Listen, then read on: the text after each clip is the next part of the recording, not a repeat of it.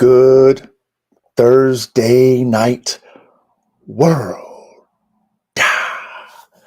We are live. And welcome to another episode of Band Dog Talk, aka Lab Talk with the Dog God, aka the Coach, aka the Elon Musk of high performance working dogs. That is me, And big salute to my brother Young Ready with that pole position. We got Cooper with that second. And we got my brother Show Nuff, the dirty healer. Hey, Show Nuff, you vicious out here in the field, boy. Show Nuff, you vicious out here in the field, man. Hey, I am so glad that you fuck with me, Show Nuff. Real shit. I would never want to be on your bad side, Show Nuff. So, man, I appreciate your support, showing up. And man, bruh, you a cold one, Show Nuff. Real talk. Real talk, man. But hey, much love and respect, man. I appreciate your support, Show Nuff. Real talk. Real talk. Man, y'all already know what we gonna do first before I get into my week. Man, go ahead and get that Herbal Sensations ready to go. Get that Herbal Sensations rolled up. Put your Herbal Sensations in your bonga and your blunt side, Swisher sweet side, backwoods side. If you like to bathe in it with some lotion, you want to drink it, whatever you do, man. You want to eat Herbal Sensations candies, man. Get that shit ready to go. You like your brewskis, man? Make sure that bitch is cold. Get your cold mug out there. Crack that bitch open. Budweiser, Heineken, whatever it might be. If you like your shots, man, get your Hennessy. Either him and what did Pac say? Either him or me. Champagne Hennessy. Man, rest in peace, Pac, the legend. Man, get your Hennessy out. Man, get your vodka out. Man, get your fucking tequila out. Anything that you want to shot, your bourbon, whatever you want to take a shot and a swig of, get that shit out. And if you like me, you like to mix your drinks, you like to put a little chaser in that bitch, a little cut in your drink, man. Man, get your vodka lemonade out like the coach got and keep it simple, man, because life is already hard.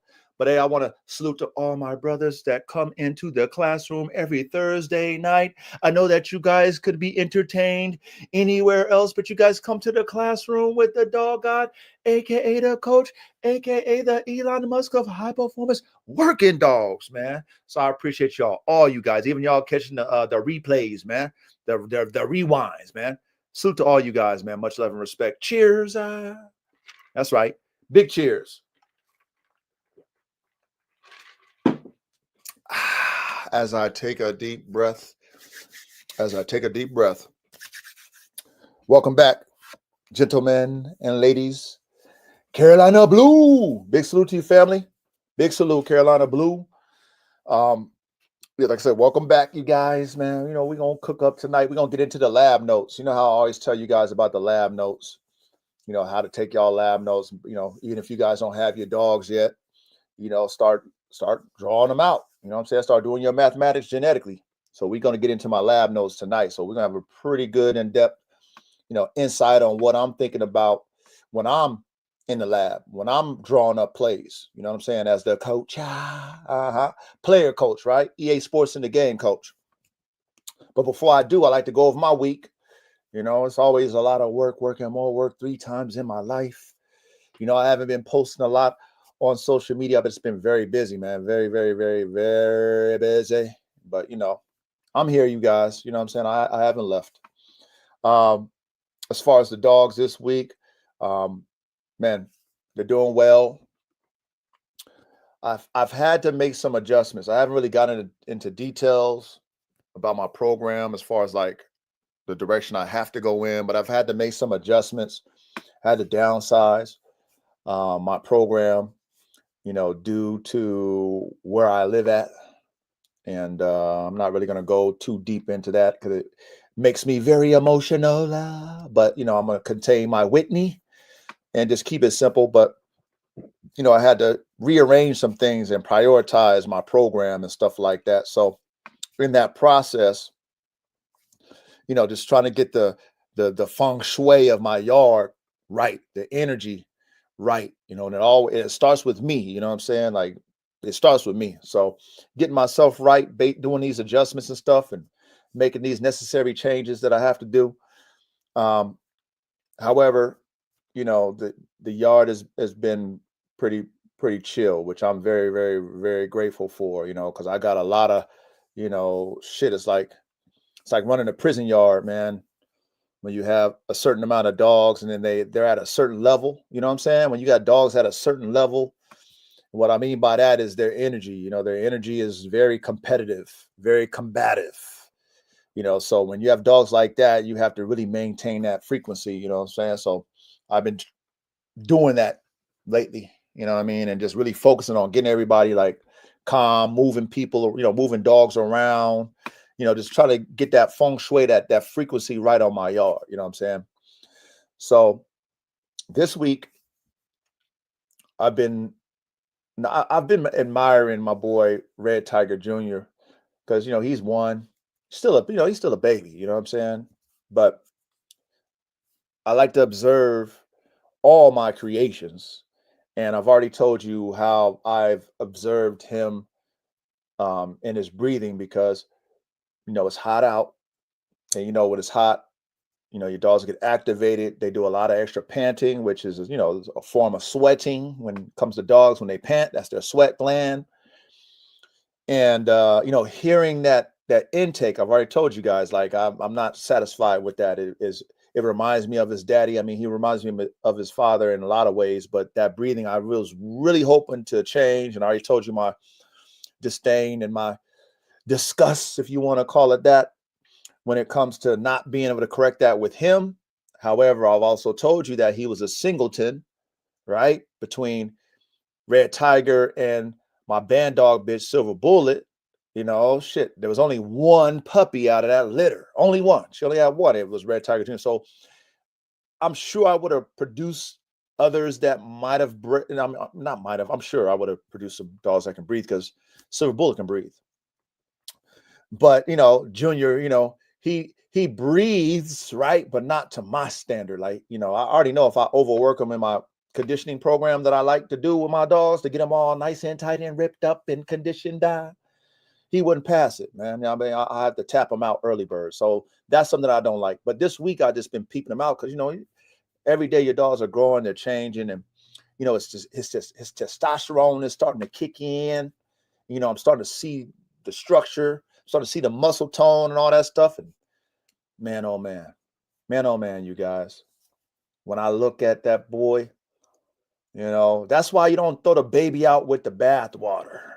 You know what I'm saying? Like, even though he don't fit my performance level when it comes to the air intake, that was a failure for me. I failed at correcting that. However, no dog is perfect. We know this. And being that he's the only one with that genetic profile of having his father in him, which is a Rocky Mountain Bulldog, Buff Dogs, Rocky Mountain Bulldoggy, right? Which is just an extreme bulldog. That's their bulldog. They call it a Rocky Mountain Bulldog. That's who his daddy is. But then my girl Silver Bullet, y'all, I mean, that's my band dog. That's my first band dog production. That bitch is on another level. You know what I'm saying? Correct in every way, muscular, beautiful, mean, all the shit. She got all the shit. I'm very proud of her. So genetically, with that Neo in her, that Neapolitan Mastiff, that German Boxer in her, okay, the Game Pitbull in her, the American Bulldog in her, with that Rocky Mountain Bulldoggy, that combination genetically is in Red Tiger Jr. So for me, I understand the genetic profile of Red Tiger Jr. He's just not his daddy who can't breathe. See what I'm saying? He's his daddy with his mama and all those ancestors. And then not only that, the explosion of genetics with that hybrid vigor, two separate type dogs coming together, two separate type family dogs coming together. There's an explosion of genetics in Red Tiger Jr. So even though, for my program, when it comes to performance, he fails breathing wise. Okay. That's where he fails, and you got a list. You got to have a list. I have a list, right? Because I'm a I'm a high performance dogman engineer, man. You know what I mean? Like we talked about, man. I got selected to work for Boeing, man. I got selected to work for Lockheed Martin, Skunk Works. You feel me? Where the high end, top tier, only the special elite level engineers go. The ones that think outside the box to make the circle type engineers, not them box ass, oh, I can't, there's no way I can fix it, sir. Sir, my brain is blown out. I can't do the mathematics, sir. No, they hire me because I think outside the box to make. I stay tireless in the lab doing formulas like Albert Einstein and shit. Okay, when it comes to dogs. So when I look at Junior, Red Tiger Junior, and I'm just, I'm like, no, why can't you can't breathe? But I got to look at everything else on the notes too. So the non-on-off switch. Okay, he's tempted by all the wildlife because I live on a mountain in the woods. I got lions, well, not lions, but I got mountain lions. So this is correct. I got no Serengeti lions. I got mountain lions over here. I got mountain lions. I got fucking bears up at this motherfucker. Foxes, bobcats. You know what I'm saying? I got all kind of shit, all kind of different snakes and shit. I got all kind of predators up in this motherfucker where I live at. Okay. And, they come out at night. The predators come out at night, period. Okay. So I've seen them get rattled and tattled and shit. I've seen them do that. I've heard it. But he is not like his daddy, praise the Lord. Right? When he knows he can't get at it, he ain't over there doing the paste pecani sauce, thinking that he's going to fucking find a way to get out. He understands, okay, I can't get it. He get riled up, but then he ain't doing that. So I'm seeing some pluses. So this week I've just been really observing Red Tiger JR, and I like I said, I've been disappointed in the fact that I couldn't fix the breathing in him. However, the DNA profile that he represents is a broad paintbrush for me to create with genetically, and I'm seeing that in him. I'm seeing the drive. I see how he want to get at the wildlife, but I'm seeing his brain too. Like, okay, you got some common sense. That didn't come from your damn daddy. That came from your mama. Okay. Well, you like, okay, I can't get out. I'm gonna chill out. I'm gonna chill out.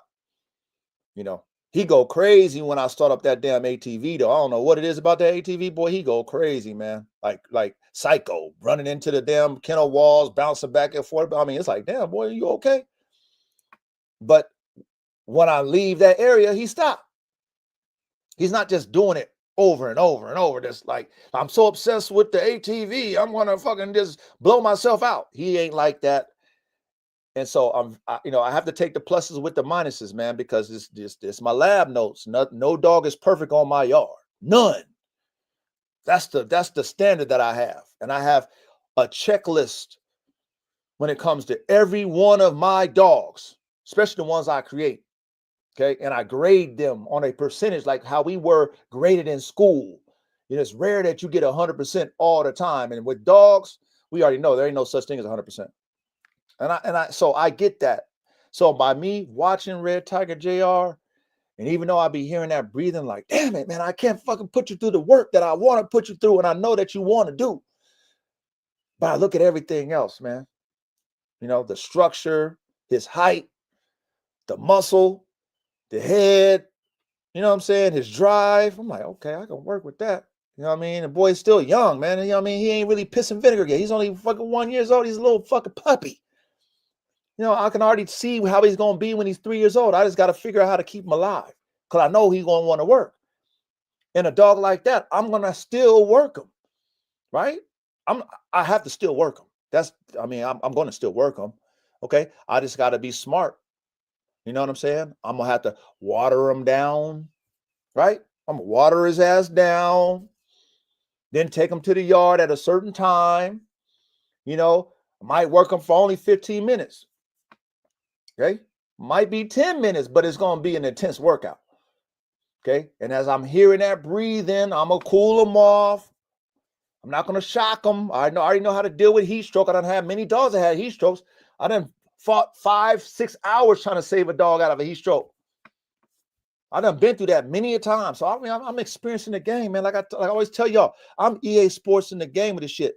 I'm a player coach. I'm speaking from my own experience to y'all. in this classroom. Okay. So what I'm telling you is the gospel. I'm not just talking on another man's experience. I'm talking from my own. So I've been there, done seen that, took the major L's, right? The win, lose, learn. It's the 1, 2, and 3, man. Sometimes you win, sometimes you lose, sometimes you learn, right? I done experienced all 3 of those. So when I speak to y'all, it's from all 3 of those perspectives. And with the dogs, and like with Red Tiger, JR losing his daddy, losing his uncle.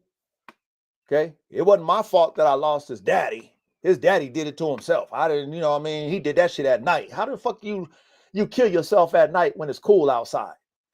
Well, I already know. He don't have no off switch. So I know, but common sense be like, dude, what the fuck? You was going that long? You was Pace Bacani wanting what you wanted that long where you fucking overheated at night? I come outside and I'm like, where the fuck is Red Tiger at? Because, you know, as soon as I come outside, he going bananas. I don't see him. I'm like, where the fuck Red Tiger? Man, I go over there, that boy stiff as a board.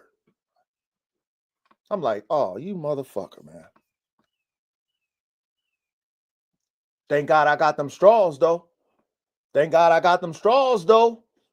Right? Sometimes you win. Sometimes you lose. Sometimes you learn. I learned from having other dogs die of heat stroke.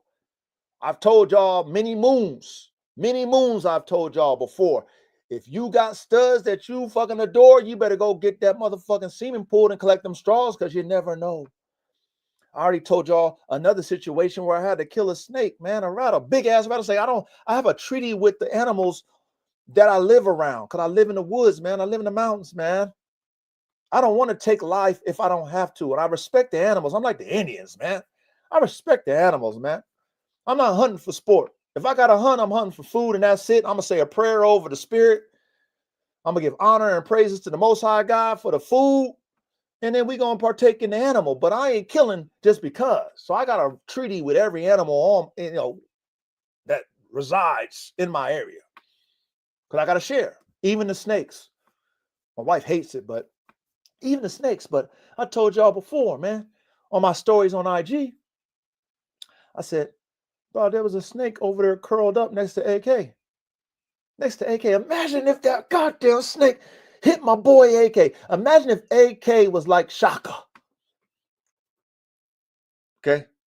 That was going to claw at the snake and try to get at the snake. That's what Shaka would have did. Shaka would have been he would have been a goner and shit. I would have came out there at night. That motherfucker would have swole up with that fucking rattlesnake venom in him. That's what happened. That's what would have happened with Shaka, because that's who he is. He gonna go claw at that goddamn snake. That motherfucker was right there where AK can claw at it. Thank God that AK was, I don't know what he thought, but he was just barking at it. And it was driving me crazy. Like, what the fuck are you barking at? It's 1 a.m. The fuck? You know, like, this is how I felt, you guys. So, you know what I mean? So, you know, I'm just being real with y'all, right? And I go out there and I'm hearing something. I'm hearing this. I'm like, what the fuck? I'm like, already it's a rattlesnake, right? This is, I'm giving y'all my passion and my anger and my emotion when I'm hearing AK pissing me off at 1:30 in the morning. And I'm wondering why didn't I go out there and I hear the rattlesnake, then I see it. Oh, you know how mad I was? I broke the treaty, man. I broke the treaty. I felt bad afterwards, but when I was fucking that snake up, I didn't feel bad. When I chopped that damn snake's neck off, that big ass rattlesnake's neck off, I didn't feel bad, but afterwards I felt bad about it. Because it's like, motherfuckers, I told y'all, we got a treaty. Snakes, stay away from my dogs. You got all this land, I got plenty of land, man. Why are you over there fucking rattling next to my boy AK? He's in his cage. You trying to take my boy away? You're one of my pride and joys? Bro, I mean, I annihilated that boy. And then my wife, you know what I'm saying? My wife's Vietnamese, man. You know what my wife did? She's like, Daddy, let me get that snake. Shout out to my wife, man. You know what I'm saying? Hey, I got a solid ass wife, man. Pretty as a motherfucker, man. Sexy as a motherfucker, exotic as a motherfucker, but she a tomboy, man. Real shit. She come from a fisherman village, man. She ain't scared of shit. She ain't scared of a goddamn thing. She the one that mad at me because I ain't killing snakes. She want to kill them shits. But anyway, she's like, Dad, let me get that snake. She gets the snake. She chops the damn rattle off and she keeps it. I'm like, what kind of shit is that? That's some Vietnamese shit. Ah, man. I'm like, damn, mama, you gonna fucking do that? I mean, hey, shit. She probably would have ate it, to be honest with you. But that's neither here or there. But I digress. I digress. Man, but shout out to Red Tiger JR, man. He's looking very good. And the boy is showing me a little bit of common sense, which I'm very grateful for. I think he has an on-off switch. I'm definitely going to have to figure out a regimen for him because he has a lot of drive. He's very athletic. The breathing is not good, but it's not bad, but it's not good as all. It doesn't meet my criteria when it comes to high performance at all. And I'll admit that. You already know we're going to admit that shit. But other than that, been a solid week. Like I said, getting order on my yard, adjusting to the adjustments that I have to make, the audibles that I've had to call due to downsizing and really focusing my program on the things that or excuse me, on the dogs that are going to push the Formula One K9 program forward. And of course, we're going to talk about that today. Okay, we're going to talk about that today. Tony, Big Tony, salute to you, my brother. Bando, my brother Bando, big salute to you. Abla bang bang, my brother. Big salute to all y'all, man. Thank you guys for showing up to the classroom. You know what I'm saying? Before I get started, let me take another sip. Man, make sure y'all, man, get comfortable. You guys, this is classroom shit. I want our brains to be free. I want us to really think. You know what I'm saying? I want us to really be dog men engineers. You know what I'm saying? So, man, just get comfortable. I know it's where you got to pay attention. You can't giggle and laugh and key, like they like to say over there in the Pitbull community. They like to say that word key, right? You ain't going to have to, we ain't doing none of that over here. We got to pay attention, really study, really learn, but relax. You know what I'm saying? Life is hard enough. It's time for us to relax. So, like I said, if you like your herbal sensation, man, take your little hits. Hey, watch this though. I'll give y'all a testimony. The coach used to be an herbal sensation connoisseur, man. You know what I'm saying? I used to be an herbal sensation pioneer. Okay? I'm from Northern California. I'm from the Mecca of this shit, man. Okay? I'm a pioneer even of that shit. Okay? Real life. The dog god, aka the coach, aka the Elon Musk of high performance working dogs. Bro, I ain't smoked no herbal sensations for 3 years, man. I just decided, you know what? I don't want to do it no more. That's just me.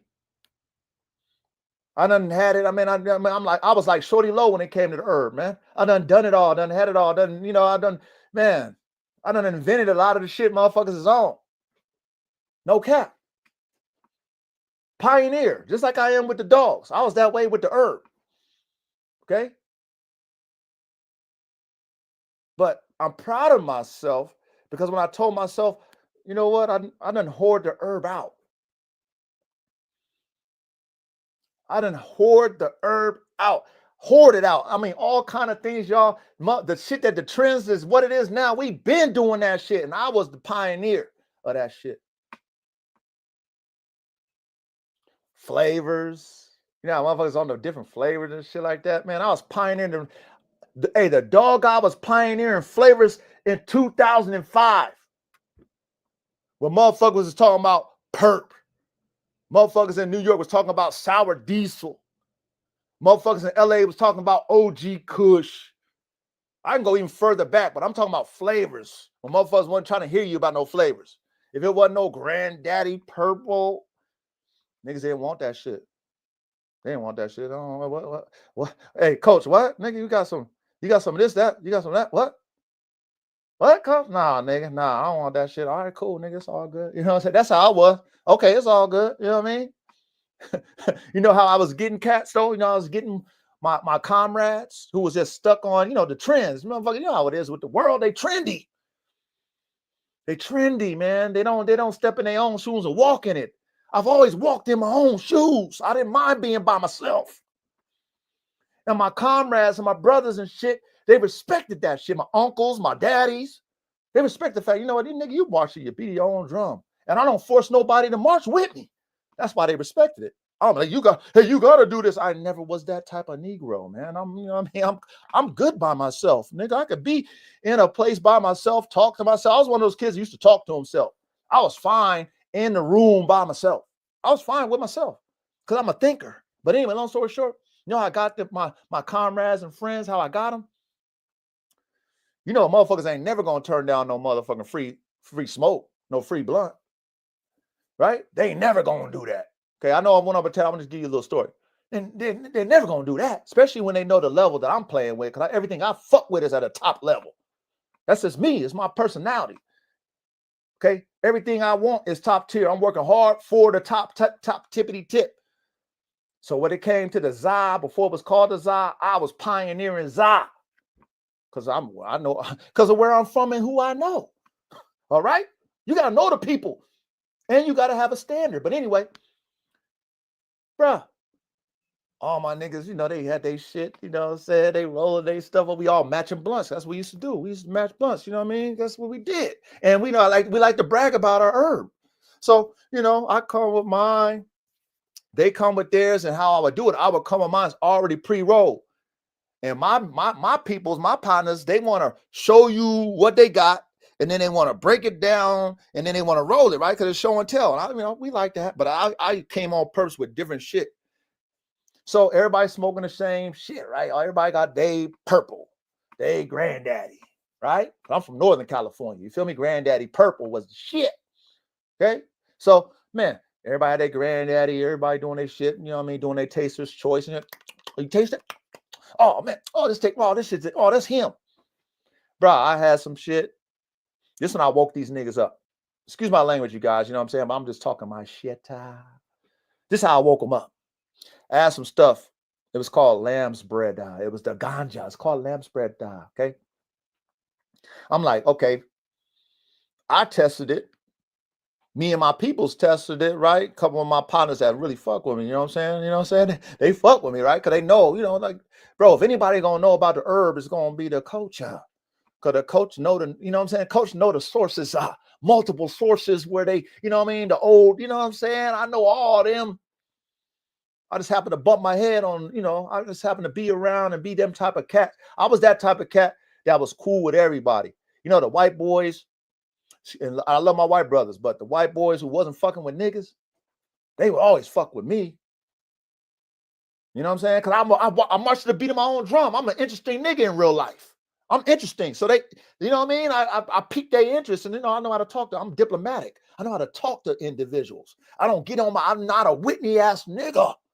I know how to talk. So motherfuckers invite me in, then they hear my intellect, and then of course, you know, I'm connected. So anyway, I had this stuff called lamb's bread. This is how I got it. This is how I got cats to really catch on to the flavors out here in the north, out here in the Mecca. Okay, before they was on flavors, I had some stuff called lamb's bread. Okay, and it was the ganja, man. It was the ganja, but it was grown indoor. And I had, you know, a top tier level grower, right? That is daddy grew, his granddaddy grew. They was rich, right? But they, you know, they had all the genetics. They was in all the genetics, like how we talk about the dogs, like how they talk about genetics now and all the hype. They've been doing that because I'm from the Mecca. You understand me?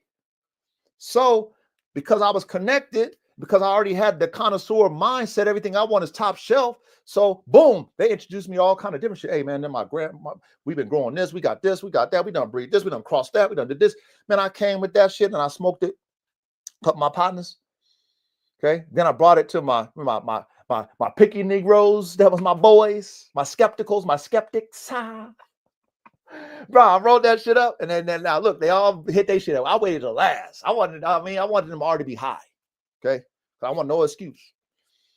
I said, all right, man, we're gonna hit this one. This is the last one we're gonna hit right now. Of course, we already done smoked like 5 blunts. Okay, 5 blunts, and niggas is still smoking. So I mean, that tells you something, right? So, man, I get my blunt, man, of this lamb's bread. Legendary. Right now, that shit's legendary. My partners still talk about that shit to this day. bro. Bro, I had grown men hitting that shit, bro. Grown men was hitting that shit. And man, when I tell you they was putting it out, when I tell you niggas was passing out, when I tell you hey, niggas was getting anxiety, having anxiety attacks off the shit. Niggas was high for, I mean, and this is no Caparoni, man. This is no Capadonna. This is no Capri Sun. This is no Capricorn. This is facts, because Coach ain't got a cap to y'all niggas. I'm just giving you a testimony. Bruh, 8-hour highs, man, off of one blow. We shared it. Them niggas like, man, to this day, legendary. Once I did that, anything that I brought different, they was trying to try the shit. When it came to flavors, the coach, I been done did that shit. Nigga, what Cass is doing right now, I been did that shit. Been pioneered it, been capitalized on the shit. You know what I'm saying? I mean, shit, I'm known for the shit where I'm from. But I retired. I don't do that shit no more, man. I retired, man. I gave that to the legal market. I don't do none of that shit. I don't even partake in herbal sensations. So I just gave y'all a little this insight when it comes to these dogs. You know what I'm saying? Like the same mindset that I had when it came to being a pioneer of the herbal sensations, the shit that motherfuckers is on right now that we've been on, that the coach pioneered in the North. In the North, man. I'm like I said, I'm from the Mecca, man. I'm out here in Northern California, Napa, Humboldt. Man, I can get all the Emerald Triangle, all that shit, man. I've been a part of all that shit a long time ago, many moons ago. Pioneer type shit, man. Pioneer, put niggas on type shit, set the wave, set the tone type shit. So get your herbal sensations, man, and enjoy that shit. But I'm proud of myself, man. 3 years, I have not. My partners be like, hey, coach, man, you want to hit? No problem. No, I don't want none, man. I mean, that's y'all, man. It's all good, man. I'll just have my vodka lemonade. Vodka lemonade. So big salute. Hey, listen, y'all do what y'all do. I'm telling y'all do what y'all do. I ain't knocking y'all. I tell y'all go get that. Y'all ain't me. You know what I'm saying? I got my own reasons why. You know what I'm saying? It didn't do nothing for me no more. I done hoard it out. You know what I'm saying? I done hoard the herb out for me. It didn't do what it used to do for me. It was actually having a counter effect on me. It wasn't giving me what I liked when I used to take on it. Now, because I'm such a heavy thinker and I'm such a critical thinker, it was backfiring on me. You know what I'm saying? That shit started to backfire. It made me overthink shit. And I don't like to overthink shit. I'm already a thinker to the max. But when I'm overthinking shit, I'm like, nah. You know what I'm saying? I'm cool. And then I wanted to prove to myself, you guys, that I got control over things that I like. And I did. I proved myself. 3 years I did not know. I have not know all my partners who smoke. I let them smoke. They smoke all around me. They try to pass it to me. I say no. I say no. And I'm okay with that. You know what I'm saying? I don't fault them for that because I used to enjoy it too.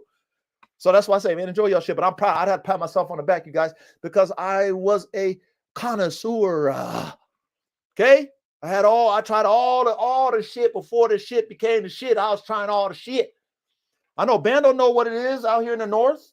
Ben don't know what it is out here in Northern California. Shit, I've been. So I ain't missing nothing. But I know, hey, enjoy your shit. Enjoy your shit. But cheers, man. I got my vodka lemonade. I'm good with that, you guys.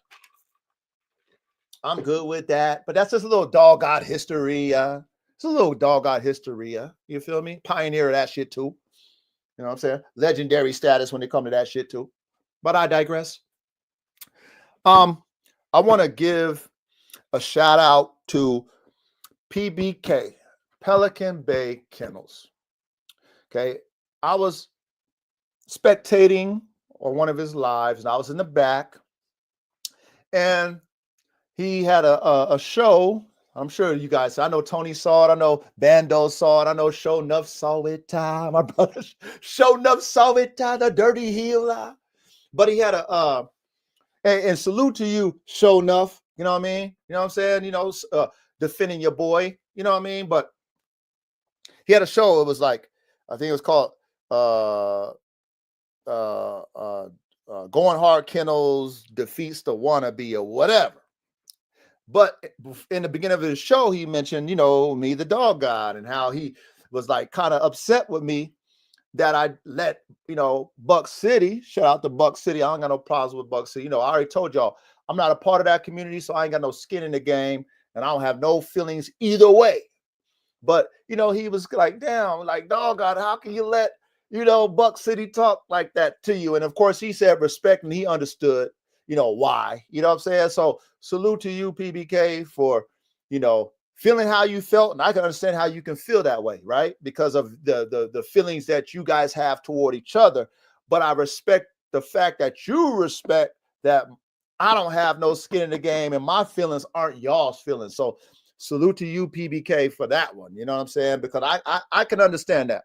You know what I mean? Because I know the passion that, a lot of people have in that community when it comes to, you guys' disagreements, whatever that you guys got going on. So I get the fight from a spectator standpoint. But again, like I told you, or you guys, okay, my classroom, the only reason why I went on the OG's panel is because I wanted to show respect to Mike and Mo.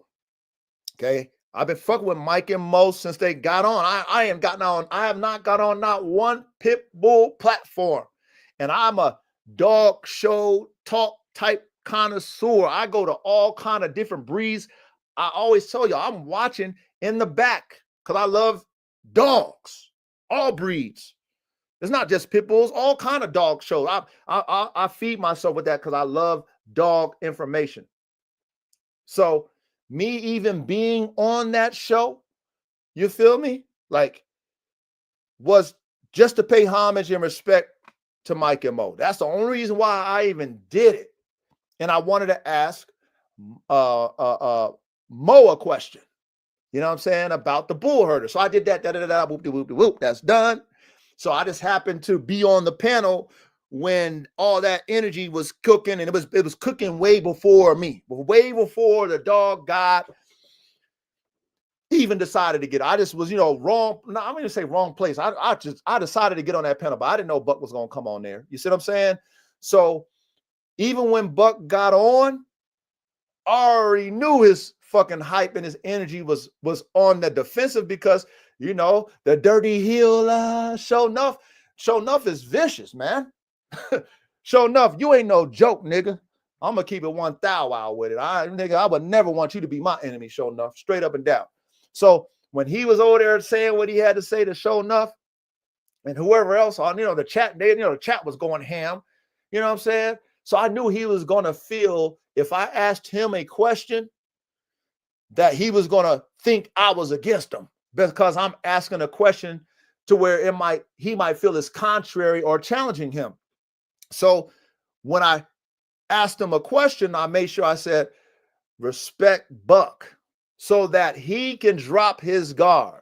Okay. So I'm already aware, brother PBK, I was already aware that he was going to feel defensive even towards me, even though he don't know me. And being that I'm already aware, I'm letting someone know off the top. When I say respect, I'm not your adversary, my brother.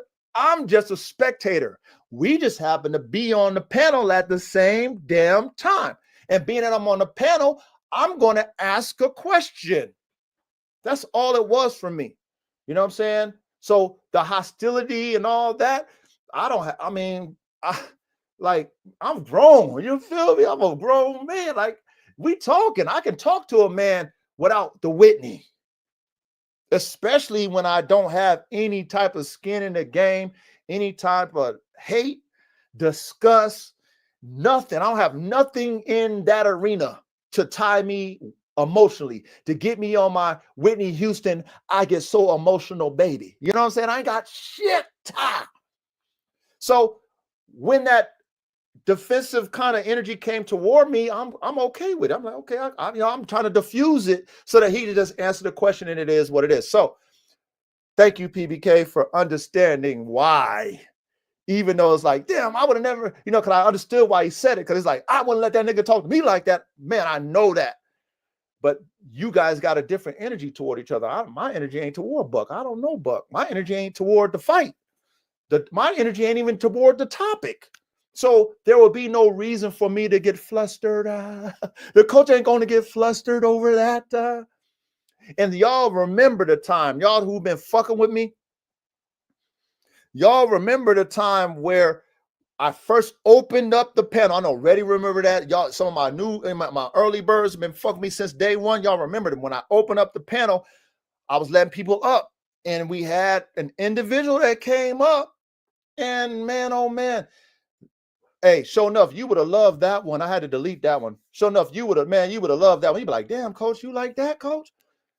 Sure enough, man. When I tell you that this brother, his name was RG, it was his tag. He's a white dude, man. He came on there, nigger this, nigger that, fuck you. Oh man, he came on there, really, really going at it. I mean, I don't know this guy, but he was, being racial and all that stuff. He was a professional troller though. He was on a whole nother level. He not like over there in that Pitbull community. The tactics he was doing was on a whole nother level. But anyway, bro, I got so out of character. Cause that's when first time I opened up the panel and somebody come at me. I didn't even do nothing. I don't even know them, but they gonna call me a nigger and all this black monkey shit. Oh man, bro, I fucking lit RG ass up. You talk about entertainment. You want to hear the dog god, aka the coach, aka the Elon Musk on his Whitney? I'm vicious with you, bro. I'm so vicious. I'm so dirty. If you the dirty hill, I'm the dirty, dirty, dirty hill 3 times, nigga. When it comes to my Whitney, I'm gonna make you feel some type of way. And boy, oh boy, did RG feel some type of way, man. Did that man feel some type? Oh, he did, man. He felt so fucked up. Like I fucked him up verbally so bad that, man, that boy was fucking got my phone number somehow, calling my phone with these weird numbers. This nigga was calling my wife's work line, calling animal control on me. He was doing all kind of shit, man. And this motherfucker called me and talked to me. He's like, you know what? Oh, woke up something now. This is what I do. Me and my team, this is what we do, man. We fuck people up. We make people miserable. We want to make it like this. This fool was calling people to my house, some weirdos to my house about some damn what they were looking for fucking copper and shit, free copper. Like this boy was going ham on me. He came on my shit, but that's the type of energy, like that's how. I'm not gonna say I'm good at it because that's not me. You know what I'm saying? That's not me. And I apologize to him. Okay, apologize to my group. You know what I'm saying? My brothers here that heard me do that. The next day I did it. Okay. Even offering him a chance to come up and, hey, like who does that? But because I'm an example and because that's not who I am in the world, that's not who I am. You know what I'm saying? I'm very calculated. I'm a very calculated individual. I use my brain, man. I'm calculated. I know how to talk to motherfuckers. I know how to get shit done. Okay. I don't get into my Whitney. It don't solve them. I like to solve problems. I don't like to make problems. So when I got into that wave and I showed how vicious I am with the Whitney Houston, and then I was dealing with somebody even more dirtier because I'm not a dirty guy. This guy's dirty. Okay, he gonna lie. Calling animal control, call your wife's work. He was doing all kind of crazy shit, and he called me and told me what he was gonna do. He told me it. And so I invited him back on the show and he brought all his minions back and they were still trying to, they wanted to stir it up. They wanted to stir up all this shit, but I wasn't buying it. I wasn't buying it. Like, come on the show, man. Come on, man. Come on. You know what I mean? He would call me, bug me. I'll pick up the phone like, bro, like, why do you keep doing that, bro? I'm not even going, I already apologized to you, man. That's not who I am, but you brought me out of it. You know what I mean? Because he's talking to me. That's how fucking blatant he is. He's calling me and telling me what he gonna do, right? So me and him talking, I'm like, bro, that shit ain't gonna work with me, bro. Like, I can't see you. Because if I see you, then, we're going to have to deal with it like men. We're either going to get fisticuffs or, whatever it might be. We're going to handle it like that. But if we just doing this internet shit, you just going to call me, harass me, fuck with my wife and all that shit, bro. Well, I'm not here for that. So because I came at him like a man, I apologize. I gave him an opportunity to come. He was just a troll, man. He's a major troll, and I hurt his feelings. He ain't never had his feelings hurt like that. But then as a man, I came at him with respect, and then they squashed it. The shit was squashed. That's the only time that I got outside of my character on social media was when I first invited people to come on my chat and excuse me, on my panel, and motherfuckers gonna call me a nigger, monkey, all kind of shit. Oh man, oh boy, oh boy, oh boy, oh boy, oh boy. It was all bad. So sometimes you win, you lose, and you learn. I learned from that one. I don't fuck with trolls, man. I don't put my emotions on the internet. I'm a diplomat. Real shit. And yeah, I had to delete that shit. Oh shit, that shit was doing numbers. But of course, all that Jerry Springer shit always gonna do numbers. You know what I mean? So I had to delete that shit for sure. Because I don't want that. I don't want y'all to know me for that. And so, salute to PBK for understanding why I played the situation with Buck cool. Because I don't have a problem with Buck. That's not my fight, man. I'm over here, man. I'm a part of the high performance working dog community. I'm not a part of the Pitbull community. I'm just a spectator on all dog shows. I watch all kind of different breed dog shows, podcasts. That's what I do. That's how I learn. Okay, so I'm a spectator over there. You know, I just probably got caught in the crossfire, but I mean, I didn't give a fuck. I wasn't injured. I didn't leave that bitch bleeding. I'm fine. You know what I'm saying? So it is what it is. One more thing I want to say. Brother PBK, I know you was talking about prepotency, and I think you maybe heard me talking about that when it came to Mayday, and when I was talking about when is a bloodline, diluted, right? When is it, pretty much not as potent? And I was giving an example of, Mayday being prepotent, right? And so I don't think you really understood why I asked that, because I never got the chance to. I asked a question, didn't get a chance to give any feedback, because one thing about my questions, right? My questions spark dialogue. And when I ask them, other people, that shit triggers people's thoughts and they fucking go off on a tangent. They, they take over the shit. So that's what happened. Both times I asked the question, I never got a response to respond on both the questions that I asked. So just to kind of let you understand where I was coming from is when I was saying, when is a bloodline watered down, right? And I was, pretty much assuming that Mayday was prepotent. That's why people still talk about Mayday to this day, right? I'm assuming. I don't know nothing of the sort because I've never had a Mayday dog. I'm none of that. But I'm assuming. So when I asked that question, I wanted to put the context out of there. If Mayday was prepotent, which is you name a line off of a dog, that means that dog has to produce itself, Mayday. And if it's 25 years later, are those dogs Mayday? When does the prepotency expire? That's pretty much where I was going with it. I didn't get a chance to elaborate on it. I didn't get a chance to even comment on it. It sparked dialogue and it went from there. It is what it is. It's not my show. But that's why I asked that, because I do question, especially someone who cooks formulas up and know how to make dogs and have my own formulas and my own representation of my own dogs. I put myself in the shoes of, let's say, Victor, who owned Mayday, Campaign Mayday, made the line famous. And I put myself in his shoes and, thinking about him and myself, and people talking about they got Mayday dogs 25 years later, I'm going to be like Caparoni, Capadonna, Capricorn. You know what I'm saying? That's what I'm going to be like. Y'all, you ain't got my dog. If I'm Victor, that's why I said that. If I'm Victor, like, y'all, none of y'all motherfuckers got my dog. You ain't got no Mayday. Nigga, what? 25 years ago? Stop it. Stop ruining my name. But, he retired. He ain't worried about that shit. He done. You know what I'm saying? He done data. But that's how I would be. So that's why I asked that question. You know what I mean? Pitbull community, you guys should have a show that will probably go for a while.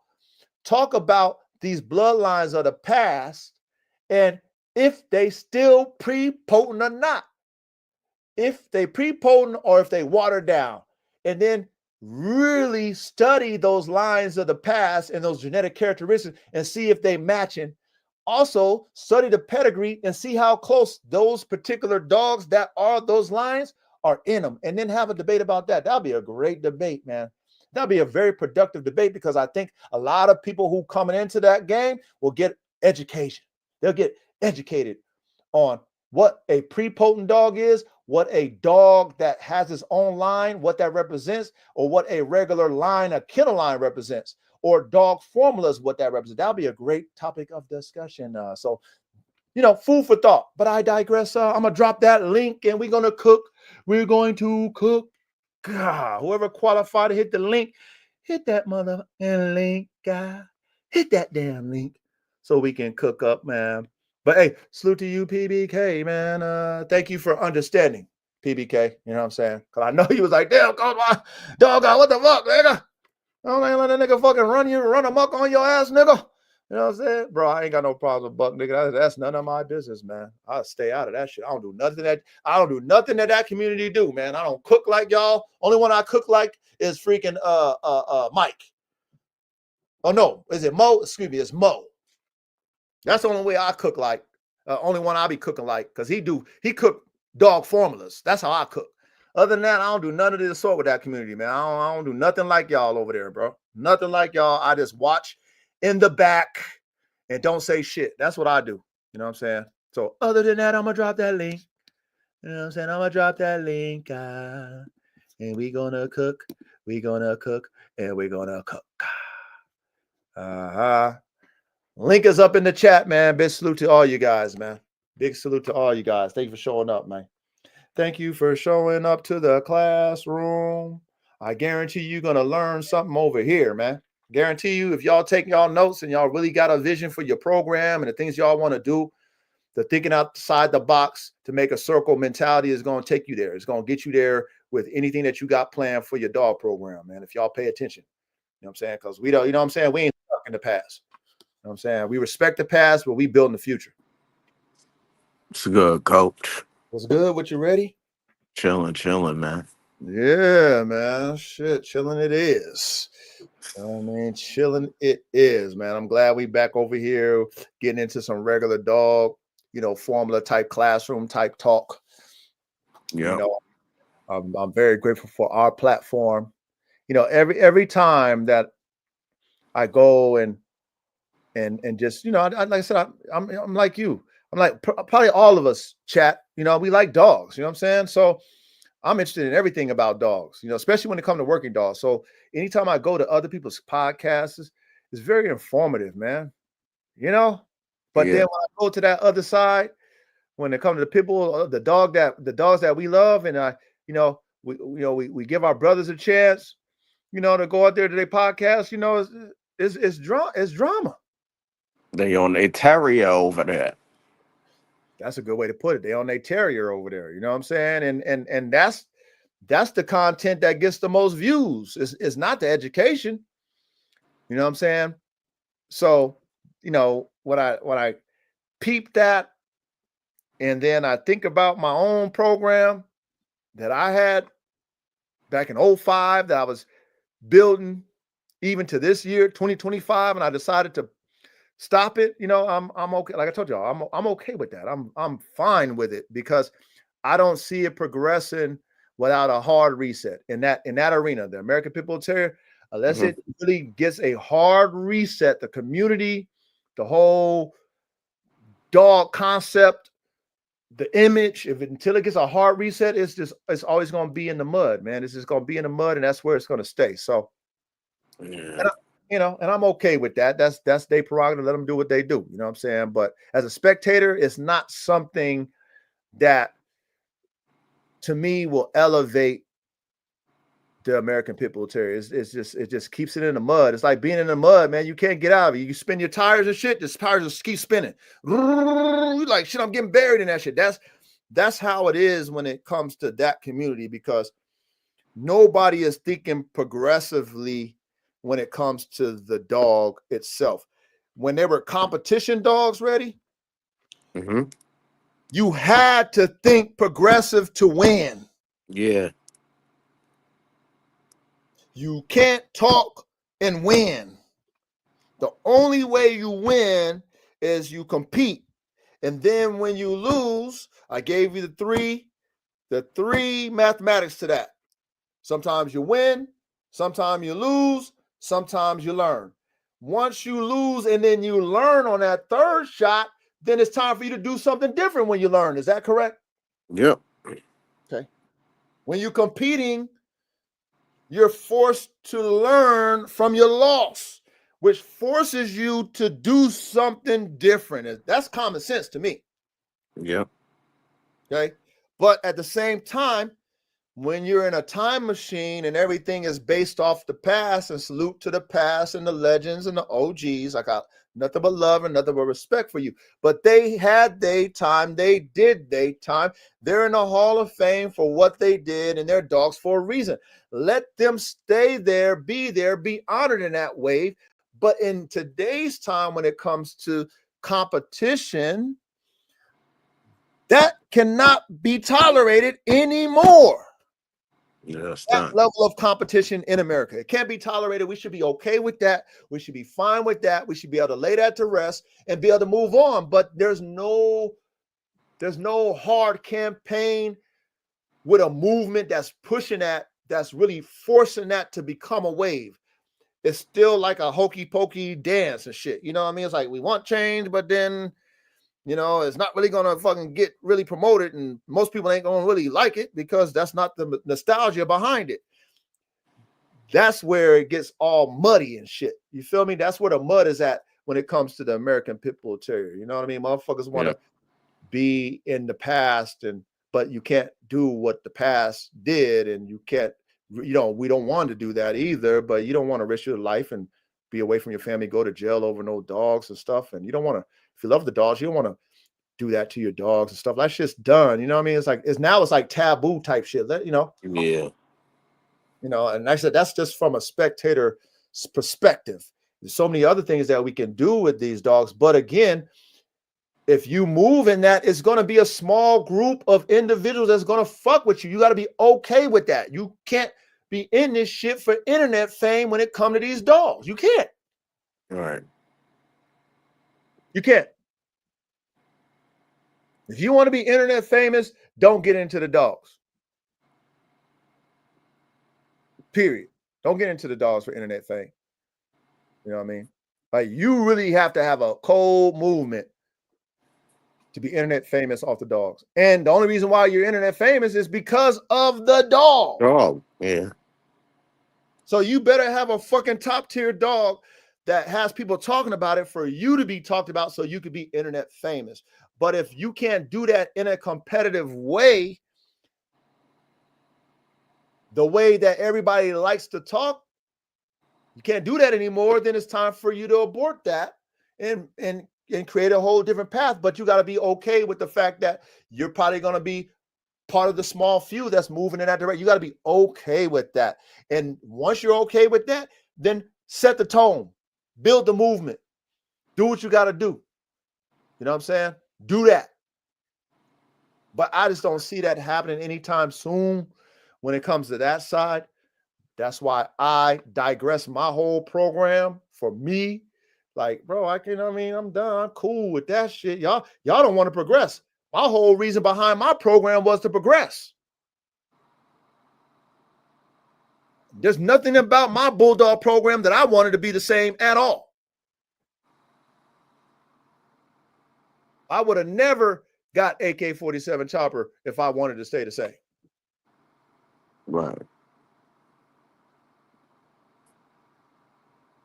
Like, real shit. Never would have done it. But if I want to be a part of that community, guess what I would have to deal with? All the ridicule, all the hate, all that shit that goes along with the pit bull, all that shit. I don't want to be a part of that shit. I ain't trying to be in the mud and stuck. I gotta go over here. That's why we got our own movement over here, the high performance working dog movement, man. The high performance working dog community, man. This is fresh. This is brand new. There ain't no stains on this shit, man. You know what I mean? Ain't no hate in this shit. We open to all dog men and dog women who have a vision, who have a dream, who really want to make high performance dogs great again.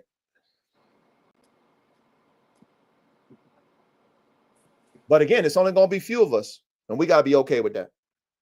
But anyway, how you feeling? How you feeling, Reddy, man? How's life, man? Good, for the most part. How's mom's, man? How's mom's feeling? She doing good. Good. Glory to God. Yeah, man. Yeah, man. How's your boy, man? How your boy growing up? You know what I'm saying? So do you still think that he is full what a Kenny Corso, right? Yeah. You think that, or what you thinking now as he growing up? What you thinking? Is he all right, It's, how you feeling? it's just because he don't got his ears clipped. When I put his ears up, standing up like how they would look clipped, he looked like a Connie Corso. Okay, He just big. okay, okay. No, he looked good in that picture though, man. You know what I'm saying? Thanks. You gotta, you gotta get that boy out there, bro. You know, like I'll be telling Caveman, you gotta get that boy out there and start taking them damn photos. Yeah, I need somebody to hold the camera because I can't. No, you gotta do it. Take your ass to a park. Yeah, I Okay. don't got that over here. Okay, there's no parks you can really go to out there. Yeah, I You in New don't York. got no parks that got like the where I could close the fence. Okay. Okay. Yeah. Okay. Yeah, you in New York, so I get it. You in New York, right? Ready? Yep. Yeah, yeah, I get it. Yeah, I'm in Queens and shit. Yeah, I understand. Never mind. But I get it. I got a muzzle for him though. But you know what I'm saying? No, He I shouldn't. understand. Shit. You definitely gonna have to get some photos I'm gonna get that one of those leads, that long lead okay. where he could like run, but I still got control of him, Yeah, so I could train him with it. you just gotta man, it just sucks that you ain't got a park because you're in the city, so it'd be hard for you to kind of find you a park where you kind of get out there and you know by yourself type shit and let them, what I Yeah, mean, get the freestanding shit. But yeah, you definitely got to showcase him. You know what yeah, I mean? nah, he's nuts, man. Yeah, you definitely got to showcase him for damn show. So man, let me put this topic up on the ticker, man. You know what I mean? Let's put this topic on. We're gonna cook it. We're gonna get into my lab notes, man. You know, I'm letting you guys into my lab and like what I'm thinking about when it comes to my cook-ups. And we're gonna break it down and I definitely want your feedback, chat, whatever feedbacks you guys have, you know, let me know in the chat or whatever when it comes to this particular cook-up. But the topic tonight is double XL Pitbull freak of nature. Now I know you American Pitbull Terriers hate that. You American Pitbull Terrier communities, y'all hate that. But again, I do what I want to do. You know what I'm saying? So I don't do what y'all do. I do what I do. You know what I'm saying? So uh AK47 Chopper, he's a double XL Pitbull freak of nature, phenotype, genotype. Okay. Times my Kangal bitch from Serbia, Snow White. Okay. Which I'm gonna say bull herder. Okay, XL Bullherder cook-up. Now, Bullherder is a generic term, you guys, okay? It's not a breed or anything. It's very generic, which means bull breed and a herder breed or shepherd breed, okay? There's That's no just rule. gonna make my fault. Go ahead, That's ready? just gonna make it a XL and not a double XL bull herd. Well, I mean, shit. I mean, there's, I don't know. I mean, it could be a double XL bull herder. You're right. It could be a double XL bull. I mean, I don't know. I don't know what I'm going to call it once I create it. That's why we're in the lab right Right. now. That's why we're talking about the notes because it's still a concept, you guys. So what you're saying is something that I do have in my notes. So shout out to you, Ready? Because what am I going to call it? I have bull herder in my notes. I have XL bull herder in my notes, and I do have double XL bull herder in my notes. Mm, You know what I mean? And like I told you guys, for me, bull herder is a generic name. It's not a breed. yeah. Okay. So I can put anything in that bull, American Bulldog, a bull terrier, whatever I want to put in that bull category, I can put it because that's how we are as dogman engineer. I'm not stuck to just, oh, you only do this pit bull and that type of shepherd dog. I'm not stuck in that. Okay, I like to create. So when I say bull herder, it's any type of shepherd dog that I choose to. It happens to be a Kangal, which is a livestock guardian dog, okay, which is a shepherd dog, okay? So understand that, you guys, in my notes, because I know some people want to, well, Kangal's not a herder. Well, okay, all right. Well, if you're being technical about that, fine. However, I'm letting you know how I think about it. These are my notes. Understand my thinking and understand why I'm deciding to cook this in the future. This is what we're talking about. This is, you're getting into the mind of someone like myself, who's I consider myself, like I said, an Elon Musk of high performance working dogs. I consider myself the Albert Einstein of this shit. I consider myself working for Boeing. I consider myself working for Aerojet. You know what I mean? Lockheed Martin, Skunk Works. That type of thinker. You know what I mean? Engineer, right? That's why I'm Formula One canines. Okay, the highest level of motorsports, how they compete, their engineers, the money they put behind their program, the people, the drivers. That's the same way I think about my dogs. Okay, so in order for me to get better, okay, as a high performance working dog engineer that's on that level, I gotta think outside the box to create the circle. Does that make sense, Reddy? Yeah. I'm sure you guys understand that, chat. You know what I'm saying? I'm sure you guys understand it. So that's why we talk in such a broad way, because I want us to think about every angle. That's the only way we're going to get better. Like I said, if I had a team of thinkers, I don't want motherfuckers who's thinking in the box. I don't want motherfuckers on my squad like, man, coach, I don't think we can do that, coach. Coach, that's going to be too hard, coach. I don't want none of them. Stay away from me. I need the motherfuckers like, yeah, hey, coach, have you thought about this? Hey, coach, what if we did that? Even though we might snicker and laugh and shit like I did at my nephew. I told y'all that story before. My nephew told me he wanted to make a French bulldog band dog. I snickered and laughed and shit at my nephew. I didn't downplay him though, but I did, snicker. What? That would have been some fire. Like, what? Little nigga, what? Nephew, come on, nephew. I said, you gonna do that?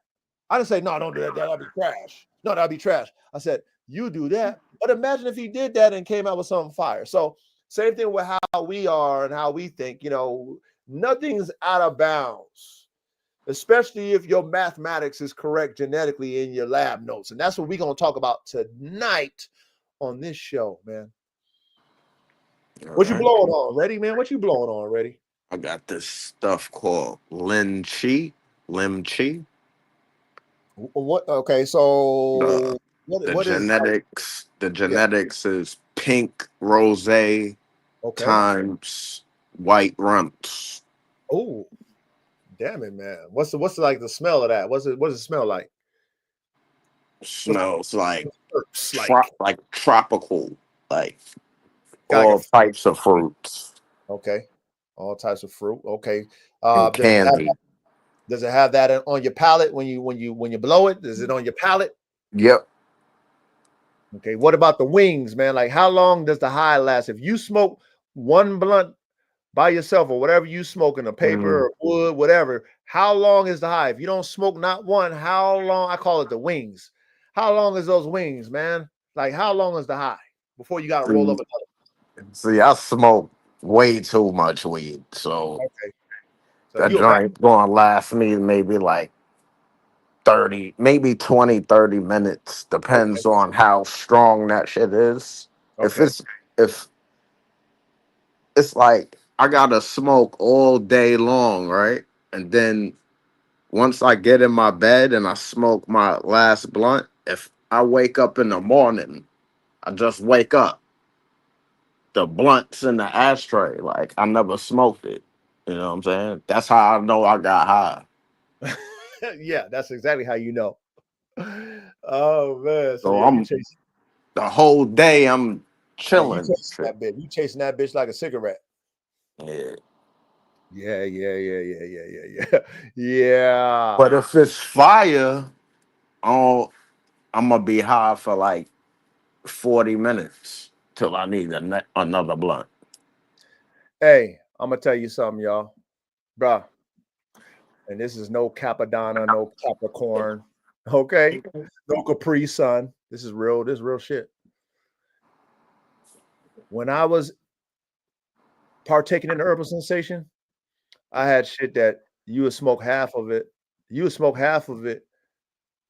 You would smoke half of that motherfucker and have to put it out, and then you would come back 2-3 hours later to finish it off. That's what I need now. I'm Ben looking for that now. Bendo. And Yay! What up, coach? What up, nigga? What's happening, fool? What's good with you, chilling, bro? chilling. What's good with you, I'm man? good, man. I'm in all good spirits, and I just been a spectator on just different platforms and shit. Yeah, I saw And you you over know there what? at the OGs, over there with fucking with my OGs over there with going hard. Hey, you know what? Hey, let me tell you something. That's how I'm gonna be.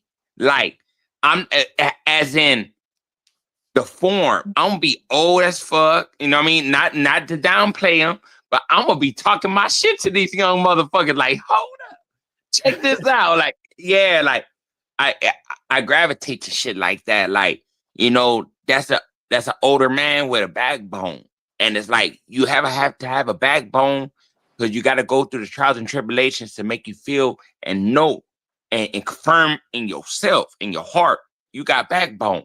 So yeah, that man right there, he got a backbone. And it's like, I'm not too much, like, everybody has to make their own print. Everybody got to make their own print, my boy. Everybody got to make, look, I just said something like this on my little video, on my little live a couple of hours ago, and that's real facts. Everybody want to name these dogs that's been dead 25 plus years. And I asked, can you name your great grandparents' parents? Shit. Your great grandparents' parents. So that means not your grandma, your grandma's mom and dad's parents. Niggas don't even know their own lineage like that. Facts. That's a fact. This shit is crazy.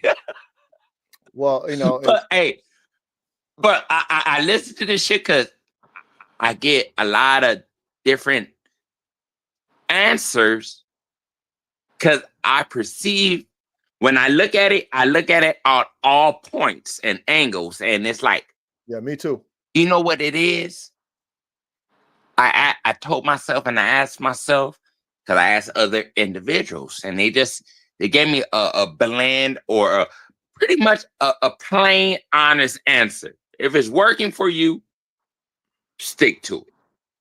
And yeah, that's the answer. That's a good answer. But the better answer is that I told myself is get your ass up, put your dogs in a situation that's legal, and make your fucking brand. Right. You can't be thriving on what you got and all this and all that behind your screen. Your mouthpiece ain't gonna justify your dog's working attributes. That's a You fact. got to get up off your ass, show them. People make a lot of hours on lives. That's cool. So you can make a 20-minute video of your dog catching a hog. I'm just saying. It's like, I'm not saying put your dog in illegal situations, but if you really want to make a brand, you got to get dirty. And that's just facts. And with that dirtiness comes credentials. That's how you build credentials. Because a lot of people say, oh, you ain't got no credentials. You ain't got, but niggas ain't saying how you can get credentials. Because you can't, it's like everybody knows don't put gas on fire. Because you're going to blow your shit up. So therefore, it's common sense how to make credentials for yourself. Got to get up out the house. I met a lot of people, and I'm gonna link up with them. I swear to God, I put down my YouTube channel.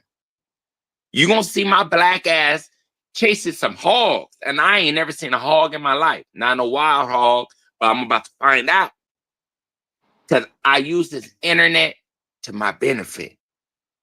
I had linked up with some white boys that get white boy wasted, like to drink and all that shit, catching hogs. Like they're around your way, coach. Up Okay, north. yeah, So, up north. Okay. so it's like, you know, everybody could bicker and complain and downplay another man's credentials.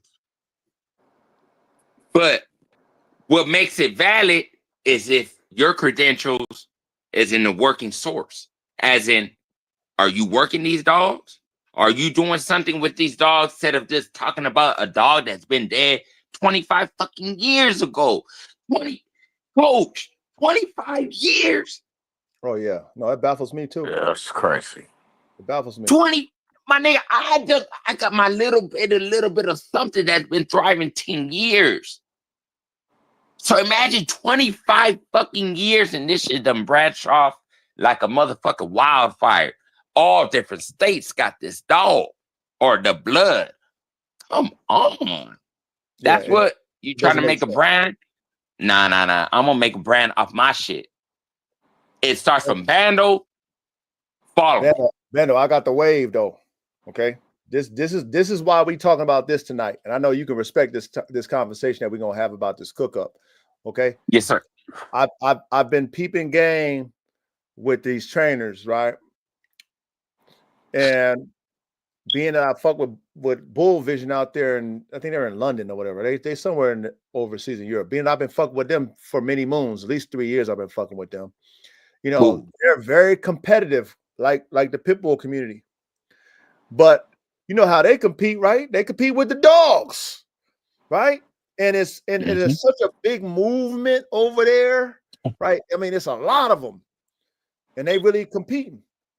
So, and then not only that, they're bull herders and shit ain't getting fucking confiscated by the damn, ain't becoming illegal and shit like they are over there with the bullies and shit and the pit bulls and stuff out there in Europe and the UK. They doing their bull herders, they doing their shit. You know what I'm saying? They got their mouths and all that shit, but they competing. So if they talking shit, they go and take that shit out there, whatever they doing with their shits and all that type of shit that they do. All that shit they do that shit. And it's such a big movement that I'm like, you know what? I want to be a part of that shit, because then now what I do best, making dogs that are competition dogs, I can compete with my dogs without having no fucking problem. I ain't got to talk shit to you, call you out your name, nothing like that. Now we can really make it about the dogs. Yep. Become a what they call them? What they call it? What's that phrase I heard? A houndsman. Houndsman. Bruh, them boys over there are competing with them damn dogs, and they talking shit. I was on a live with a whole bunch of trainers. They was all talking shit to each other, but it was all love though. But they was talking shit. You know what I'm saying? Because they knew they was going to be competing against each other. That's the shit I like. You know what I'm saying? I mean, they was You're talking, only as good as what you go against, my boy. right? It's a real competition. That's what I'm saying. We're not going to jail, Bando. We're not going to jail to have our dogs bite motherfuckers and do all the shit in a suit. Sanctioned fucking shit, real game type, level type shit. Okay. What I mean by game is that, you know, they're going to put your dogs through some pressure now. Okay. Oh, they're going to put pressure on that motherfucker. Okay. So that's all I'm saying. It's not pressure to the point of no return. They're dead, but they're going to put it through some pressure. But what I'm saying is that we can be like a sanctioned fight, like boxers. You know how boxers, before they fight, they be over there talking shit. They build the emotion and the drama so that you could be intrigued and drawn in. But at the end of the day, they hugging and kissing each other. It's like, man, we just got that bag. Win or lose or draw, man. I love you. Okay. But before the fight, they was talking shit to get you all involved. Okay. That's how it is when it comes to that arena, what they doing over there. You know what I'm saying? They doing that. But coach, when I really mean, I'm not trying to use this shit as no like a slang term or some decode language. No, I'm really gonna go hog hunt. Like really, you gonna prove your shit. I'm gonna show my shit. I'm gonna show my shit, and I ain't driving about nothing. 25. This me, remember the backyard breeder? running my shit. Chop that pig up. Feed that shit to my dog. That's a month worth of food. You feel me? That type of shit. I'm really mean this shit. I'm gonna make my brand. Make my brand. You gotta get dirty when you make your brand. I mean, all legal activities, my boy. Like, I'm not saying this shit as, oh, nah, man, that shit trash, my boy. Let me tell you, all the people that speaking that shit ain't doing nothing. Because at the end of the day, if they was doing something, their name will be known to the people that need to know about them. Correct. If you don't know about them, it's because you're not on that level. And you so everybody's about it, spectating. Excuse me? And you wouldn't talk about it if you in that type of arena. No, you be too paranoid. You be too paranoid. And I know that because I got a friend of mine that the internet didn't make us friends. The section did. And I swear to God, he would not show a pit bull on his Facebook, YouTube, Instagram, none of that. All you see is Frenchies. What? What? You know what I mean? Like he don't even want me to promote his shit. Now, I'm talking about Frenchies. Like, nah, I'm good. He's that paranoid. So for these people to be that, everybody has their own forte or it has their own style, but for a person that's really, really in the shits, they don't give a fuck about this YouTube. Yeah, this shit don't mean nothing. Facts. They got credentials. They thrive on credit, and if they are on YouTube, they just trying to sell some dogs. You know what I mean? Just because they earn that based on their brand, their name. It's all good. But to just start off and be like, "Oh, I'm this, I'm that," and you not showing no dogs, nothing. Like nothing. It's just all mouth. It's like after a while, it starts like if a person got all mouth. Then it's like, hey, it speaks for itself, right? Watch this, Bando. I invite all you competitive individuals. A lot of us, especially if we men, right? Real men type of shit, not feminine men, but real men. When we was boys, we like to compete and shit. I invite all men with a competitive spirit in their DNA, right? The spirit of backbone. I invite all you men to cross over. If you want to compete with your dogs, cross over to this fucking ring that I'm trying to cross over to with these bull herders. You got Mouse, whatever you got, bulldogs, whatever you got, cross over and let's go ahead and build these dogs, compete in these arenas. Your best training ability, all the shit. Let's go over here and compete in these arenas, right? Showcase your training, showcase your dogs. And then let's talk shit then, right? Let's see whose dogs is the best man stoppers. Let's see which guys who got the dogs that's the best man stoppers, okay? Let's compete there. Now, you might have to deviate from if you're in the pit bulls, you might have to deviate from that, which is fine. It's time to retire that. Like we said, when we talk about the name and shit, let's take the pit out of it since that's illegal. Let's call it an American, what'd you say? American Bull Terrier, what'd you say? Freddie? American Bull Terrier. Okay, let's retire from that pit. Take it out. Let the OGs have it because they have the wave. They've done it. We can't go there. Call them American Bull Terriers. That's cool, right? Now, take your American Bull Terriers and let's compete in the ring of man stoppers where we can compete.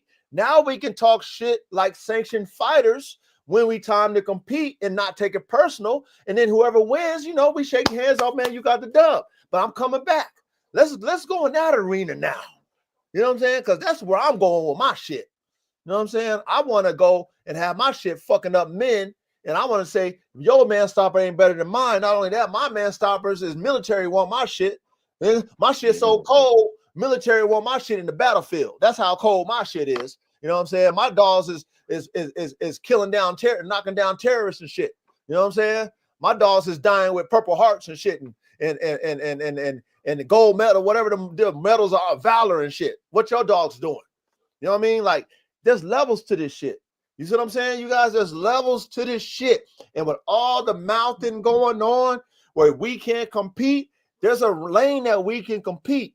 There's a lane where we can compete. There's a lane where those of us who know how to emotion into it it's definitely feelings into the shit. So I don't understand why it can be on that platform or on that There's a reason why level. it's harder. Okay, you know how easy it is, honestly, real shit. You know how easy it is to have dogs on your yard have a problem with each other and then automatically want to fight. You don't have to put no work in that. They have their own reasons why they want to fight. Now, if you want to condition the dog and all that shit, okay, cool, that's whatever. That's neither here nor there. You know how hard it is to have a killer that's controlled? To control a fucking weapon, you know how hard it is to take a dog that got his own mind and control it and say, but see, fight, stop, sit, go fetch, go. But coach, but when you describe that off the rip, I envision a pit bull. But there's a lot of killers. There's Kangals, which are shepherds. There's Timberwolves. There's a lot of dogs that were bred. There's Caucasian shepherds.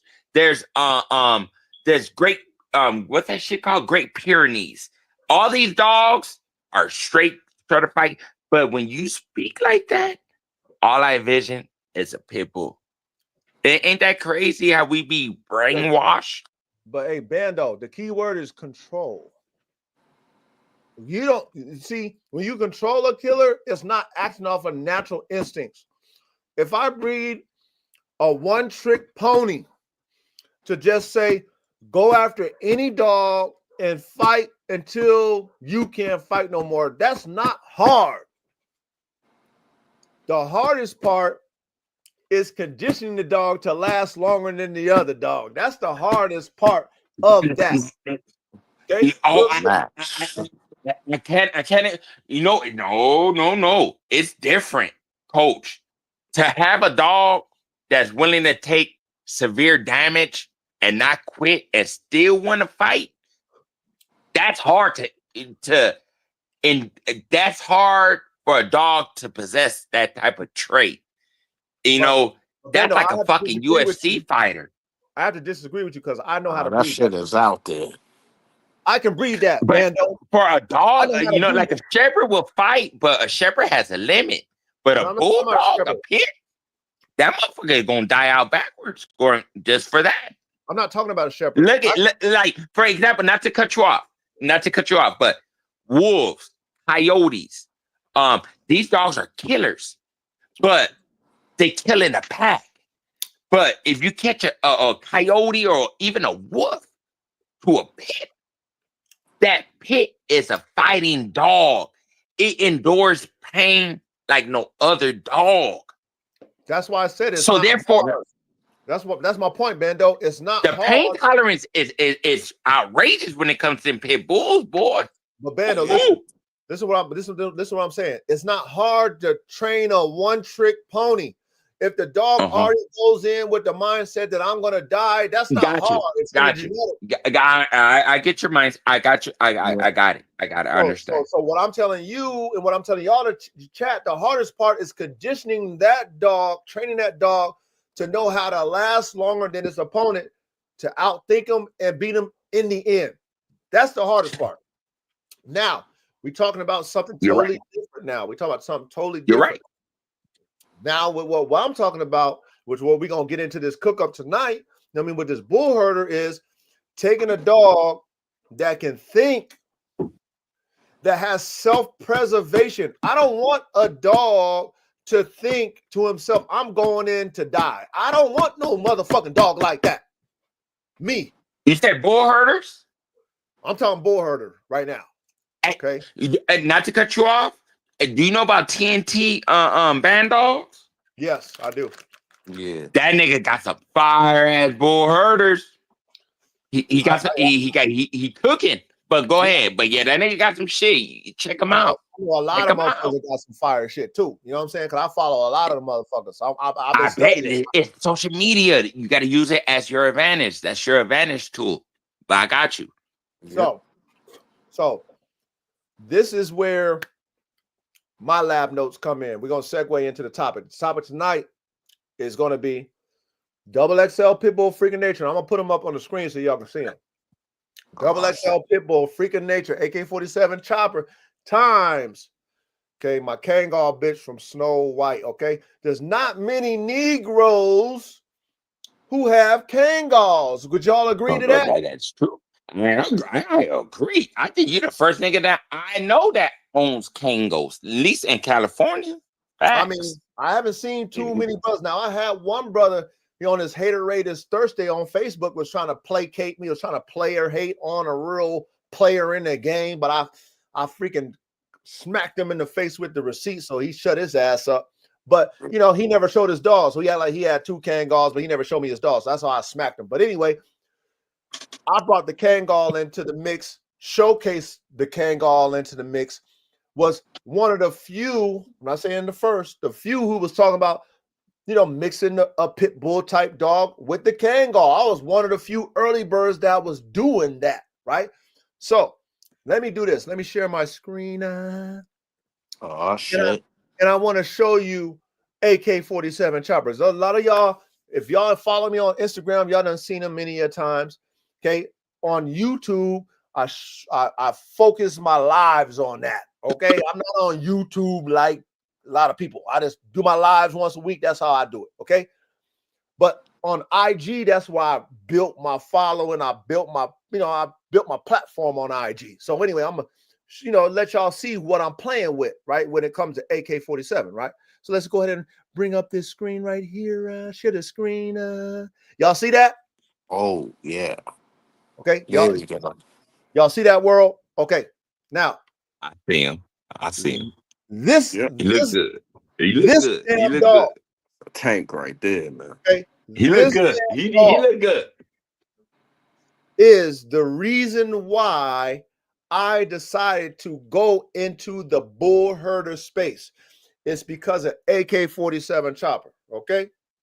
Now, I initially bought them. I already told you the story. We're not going to go in depth for my pit bull program because I wanted to make my pit bulls bigger, stronger, faster. That's why I bought them. Y'all know the story already if you follow me. Okay. So that's that. Now, you see how that motherfucker is built. Okay. If I shrunk him down and made him 35 pounds, you would say he's damn near a fucking look like a game pit bull to you, right? Did you do that? How'd Don't you he do look that? hey, Bando, don't he look like if I shrunk him down 35 pounds, would you think he's a pit bull? Yep. No.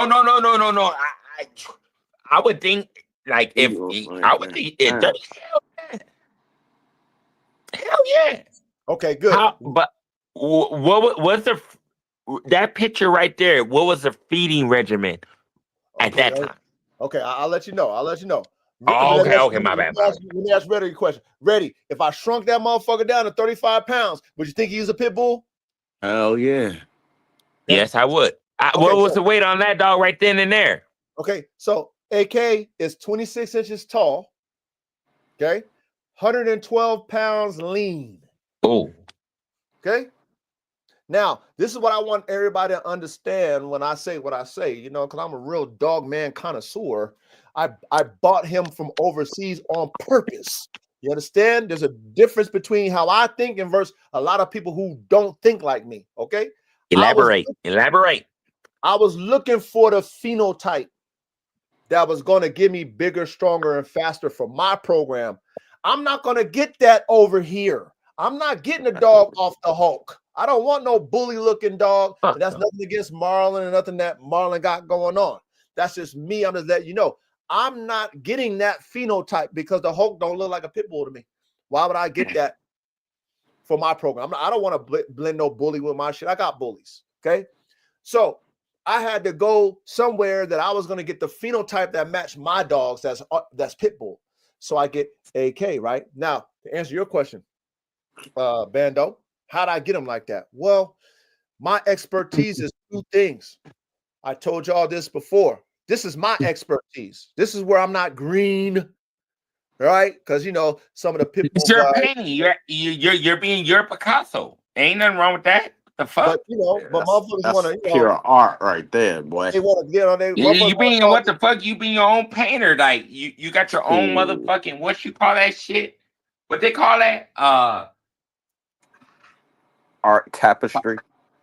No, it is when the painters are gonna paint. Portrait. Canvas. There you go. That's right. Yeah. Yeah. Show enough. Salute to you. Show enough. Shout out to my brother. Show enough. Oh, sure enough said canvas. No. He said that was Big Saul. That was his ass. Yeah, that was him. Yo, calling me green, right? Hey, salute to you, show enough. But yo, calling me green, right? Yeah, I'm green in that arena, bro. I don't want none of that, man. That's not me. But this right here, when you see a dog like this, condition like this, let me see your dog's condition like how I that's my expertise. My expertise is two things. I create dogs. I create them. I make my own. That's my expertise, okay? That's what I'm good at. And then I'm a conditioner. Ready? Haven't I told the world that multiple times? Ready? Hell yeah. With me for many moons. And so have you, show enough. I mean, Bando and show enough too. But Ready been fucking with me for many moons. I've been telling the world that my expertise, where I'm not green, I'm an expert, motherfucker. You know what I'm saying? Making dogs, making them. I got so many breedings under my belt. Nigga, please. Nigga, don't even question me. I got so many breedings under my belt. Okay, so many. Okay, I got so many wins, so many losses, so many lessons under my belt. Don't question me. Okay, I tell motherfuckers like this that want to question me, bro. I've had more dogs pass away than you ever had in your life. Okay, I done said that multiple times to individuals out here. You know what I'm saying? Because I've had so many different dogs over my lifetime. So many. But I digress. So to answer your question, Bando, my expertise is conditioning. So my dogs, I live on a mountain.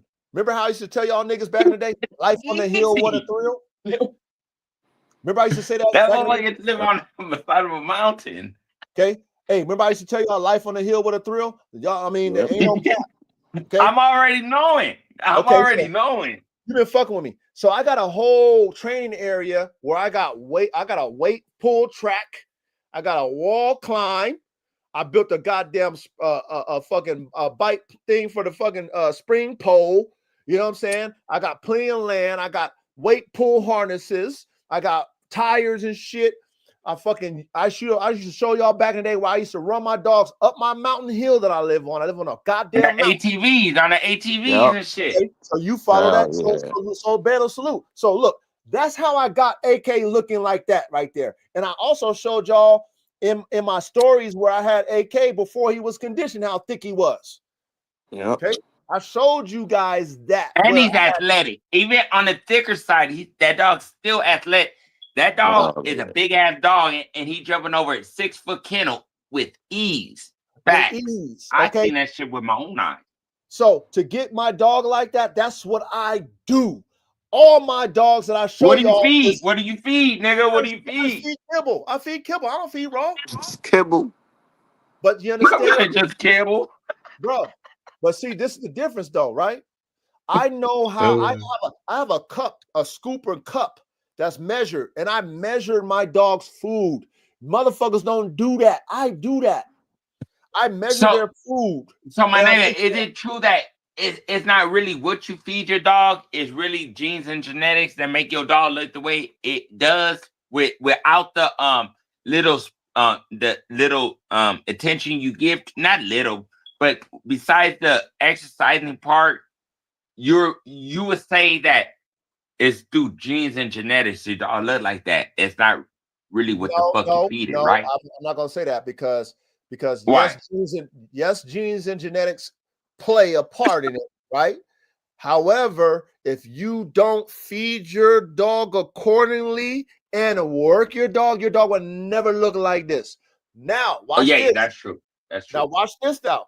There are some dogs that have a natural cut. I've bred dogs that already have a natural cut. But see, the muscle you see on AK is not just natural. I worked that motherfucker for that. It's always a natural look and a starving look. I get it. Yes. That motherfucker got real muscle. I get it. Nah, that is muscled up. The work I put on that motherfucker. That's the reason why. And I've done it to all my dogs. I had my Frenchies fucking ripped up. Ready? Remember I had my Frenchie, I had my fucking Frenchie muscled up like a motherfucking bodybuilder. Hell yeah. I was gonna show you that shit. Is that mountain, nigga? If a dog got man, what? You live on the side of a mountain, my boy, like, and you got a nice chunk. They You running think that up dog and down. It's Up and natural when a down. dog gotta go up and decline, incline. It's like, where in the fuck is called? You know what I mean? Up and down, up And and down, I have Up my and down, goddamn Frenchie. repetition. up and down, up and down, up. Imagine, and don't let that motherfucker be on the chain. Oh my god! Oh shit! Oh, Weight I work. have my Weight. Frenchie. I got the small weight harnesses where I can put my Frenchies in it. I have my Frenchies pull a What little. was that shit called? Pain weight. What was that active dog? What was that shit called? What you I talking bought about? a weighted vest from them. Man, let me see if I can find that my Frenchie shit, I man. think it's active dogs or some shit, or We go. working dog or some. We gonna go off on a tangent, man. We gonna go over the tangent. I'm gonna see if I can find my Frenchie when I have my Frenchie all fucking muscled up. Hold on, man. Hold on. We go. Hey, but Oh. my nigga, you know, I remember when I came up on here, it wasn't a whole lot of people with these band dogs, man. And it's just crazy how back then motherfuckers label my dogs muds and try to discredit my dog's attributes that they showed and possess and shown me time and time again. Look at And all then it's that like fire. 10 years later, now there's different band dogs and fucking bull herders and battle crosses. Like, what happened to that mutt talk? Ain't none of that shit no more. Bro, I'm not gonna say I'm pioneer because I'm gonna give respect to Lee Robinson, bro. But I was probably one of the first ones that really was, you know what I'm saying, pushing that shit in the early 2020s. You know what I'm saying? Like the band dog shit. You know what I'm saying? Yeah. Oh man. Wow. Whose Frenchies is conditioned like my shit, nigga? Stop playing with me. Yeah, I'm green over there. Shit. Hey, Green over there, I'm y'all. a hate. Nah. I'm gonna be a Bro, I'm hater. green That's over there. AI, nigga. That's That joint's AI. brolic right there, Hey, boy. I'm green over there with y'all in the Pitbull community. I'm green. I'm okay with that, man. Matter of fact, fuck green. I'm a spectator. But when it comes to making dogs and conditioning dogs, nigga, bro, I'm top tier with the shit. I'm serious with the shit. My nigga. Hey, Nigga, my whoever Frenchie labeled cut up you, like that. whoever said you green or whatever, I don't see that. I see a man that has a variety of dogs that are well taken care of. If that makes you green, well, like, goddamn, I guess I'm green. Everybody green.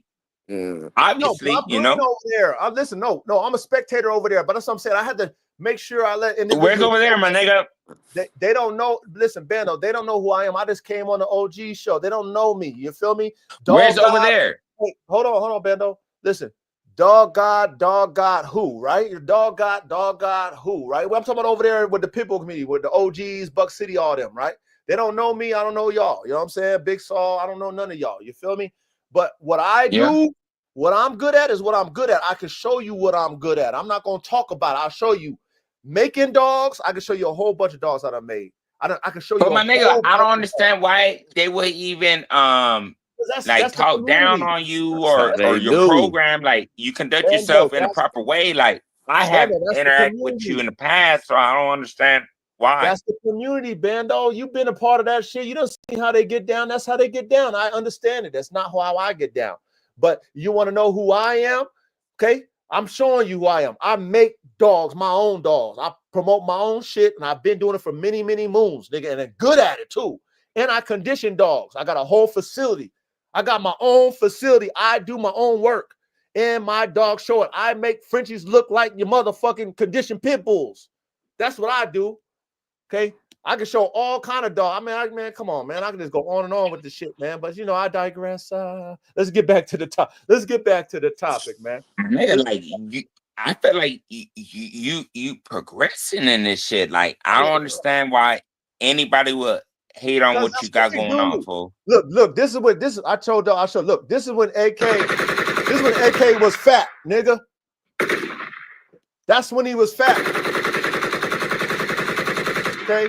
That's how big he could be if I didn't condition him, right? Yep. That's a big ass dog. Yeah, that's a big ass dog. But you see how I had him when he was conditioned, right? Yep. Okay? Look, with the dog. Look.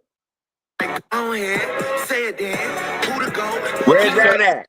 I'm like, go ahead. Okay, that's AK right there. I'm just giving y'all the Where vision. was that at? That's in my yard. Oh, my bad. Okay, I thought it was at a park somewhere. Nah, Nah, man. Hey, I got land over here. You feel me? I know, nigga. Come on, man. I'm just, you know what I mean? Like, what the fuck? Like, I'm not a hater, fool. Like, Look, I love look it. at my band dog. That's what I do. Look at my band dog.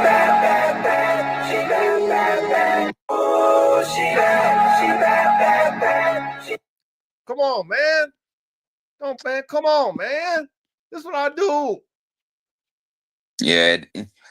You know, some people like, oh, band over here, dick riding. But you already know, like, you already know how we started off.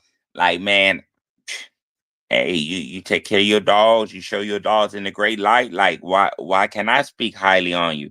I would speak positive than negative. Bando, look at AK's daddy and look at AK. AK is his own, man. AK, That's a big ass dog, on his fool. own. How much the dad weigh? I don't know, man. I don't know. I never owned a dad, but AK stand on his own. You know what I'm saying? AK taller than his dad. He bigger than his dad. He got his own legs. He not bow-legged. Look, that dog right there. He ain't bow. Look at the paws. Tight paws. Structurally sound. Not bow-legged.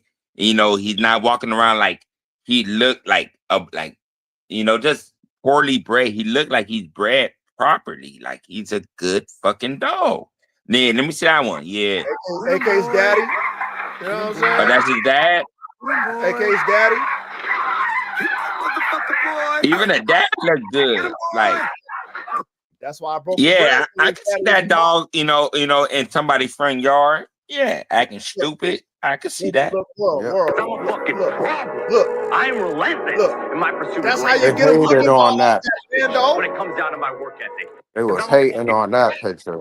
I'm relentless in my pursuit of greatness. I'm a fucking savage. My nigga, you got good dogs, fool. Come on, man. Whoever can't say it, I don't even give a fuck if it's not your breed. God damn it. Yes, you are. Hands down. Muscle, man. Capital T. Capital. That's what I do. Capital A. Capital T. God damn it. Okay, so I'm just letting you guys see this shit, right?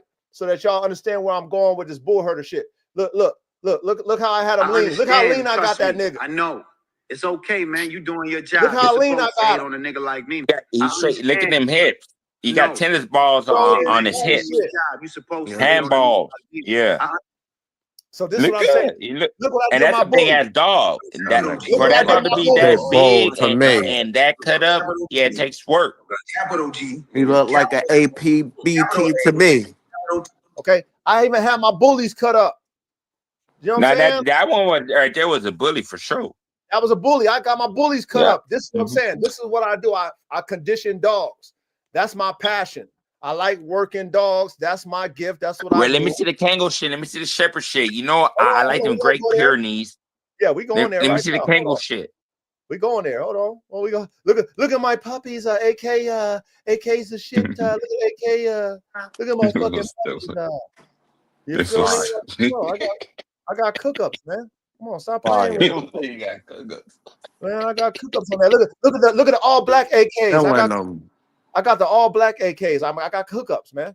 Come on, man. Stop playing with me. Come on, man. Mad I got variations. Shit, man. Hold on, man. Mad variants right there. Yeah, mad variant. Look at another AK. That's a XXL Pitbull Draco right there. Look, that's AK right there. The auto bonus AK. What is that? Say it again. Look at that thick boy. How many weeks was that pup? I think he was like 8 weeks in that motherfucker. God, man. Okay, here's the Kangal. She young right here. Snow White, my Kangal bitch from Serbia. That bitch is 1 year old. That bitch is an athlete. That bitch is fast and agile. That's right. Got DNA ID. Got a Kangal bitch from Serbia that I'm gonna take to AK47 chopper ride. I do. That's right. Yeah, I had to go ahead and take her fur off. You know what I'm saying? Give her a brush. I got that Kangal cut. Hey, Bando, how many fucking Kangals you see cut the fuck up? Bando. That's right, look at that muscular. You don't see no Kangals muscled up like my shit. Nah. On to AK47 chopper, the XXL Pitbull freak of nature. Y'all know those are gonna be some serious dogs. I guarantee it, Ty. That's right. Look at the muscle on that bitch. Snow White. Yeah. That shit right there. Man, come on, man. You know what I mean? Hold on. What's the weight on that dog right there? I don't even know. I ain't weighed that bitch. That bitch is a big bitch though. That bitch Hey, is big hey, now.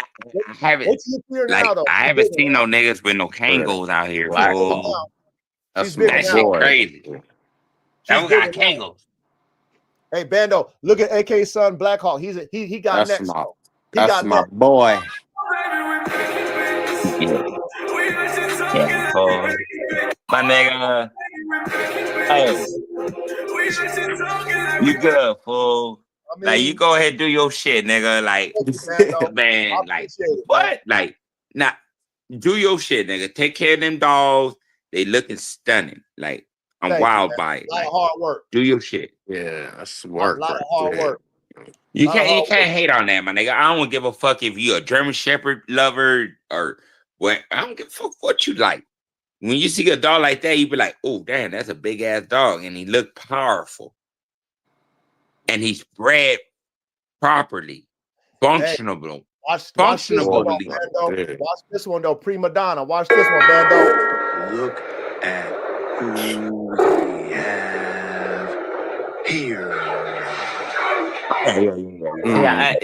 Yeah, those are problems. Those are what you call problems right there. You got to Yeah. put that dog on the chain. That dog is not safe unless it's on the chain. That's what you call a problem. Yeah, I like those. I like those type of dogs. You gotta chain it up in the cage. Yeah, you got to chain that nigga up. That's a problem. I love those dogs. Those dogs are problems. Yeah, look at it. Oh, yeah. That's over your wall. Shaking up the neighbor's dog. I'm playing. Silver. You got to chain them. Mate, brother. AR-15. My nigga, you got good dogs, fool, man. Elite canine. Look at the kennel setup. Beautiful kennel setup. These high Jordan shit Beautiful, right there. beautiful kennel setup. to be the ultimate. It's like it's no effort to jump like off the vert. Like No, it's not. It's just one leap, and she just lazy at that point. She just want to go hack. Yeah, she and knows bounce she off the. She could jump that shit with one leap, right fool. out of there. Hell yeah. Easy. She didn't want to burn her own. She thought she was burning her own spot. Like, oh damn, I'm revealing too much game. Can't make it seem I could jump it. You know what I mean? Watch this right here, man. This the ultimate. This will be the ultimate fight right here. Look at what we have here. Shaka and AR-15. They want to kill each other. Nigga, they fucking with me. The Warrior King.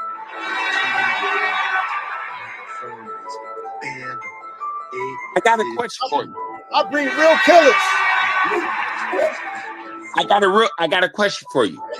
Honestly, Go ahead. do you think those two dogs, if you was a weirdo, whatever, do you think you could fight those two dogs off of you? If you think I can, if you weren't the owner, you was an intruder, and you counted them two dogs loose. No. If I was could an you intruder, really? I'm dead if I'm an intruder for sure. Could you really fight them dogs off, my nigga? Nah, hell no. No, hey, because like real shit. I look at Messi, and I just like I put this. It's no way. Oh One yeah, man. the dog go? Hell no. That's a killer. That dog is gonna kill you, man. And like, it might eat you too. He gonna kill you, and people really don't understand how much power these big athletic dogs have, unless you see one in the flesh. And I got one. I have a dogo, and he's a 105-pound solid. And I just say, like, damn, like somebody be fucked straight up.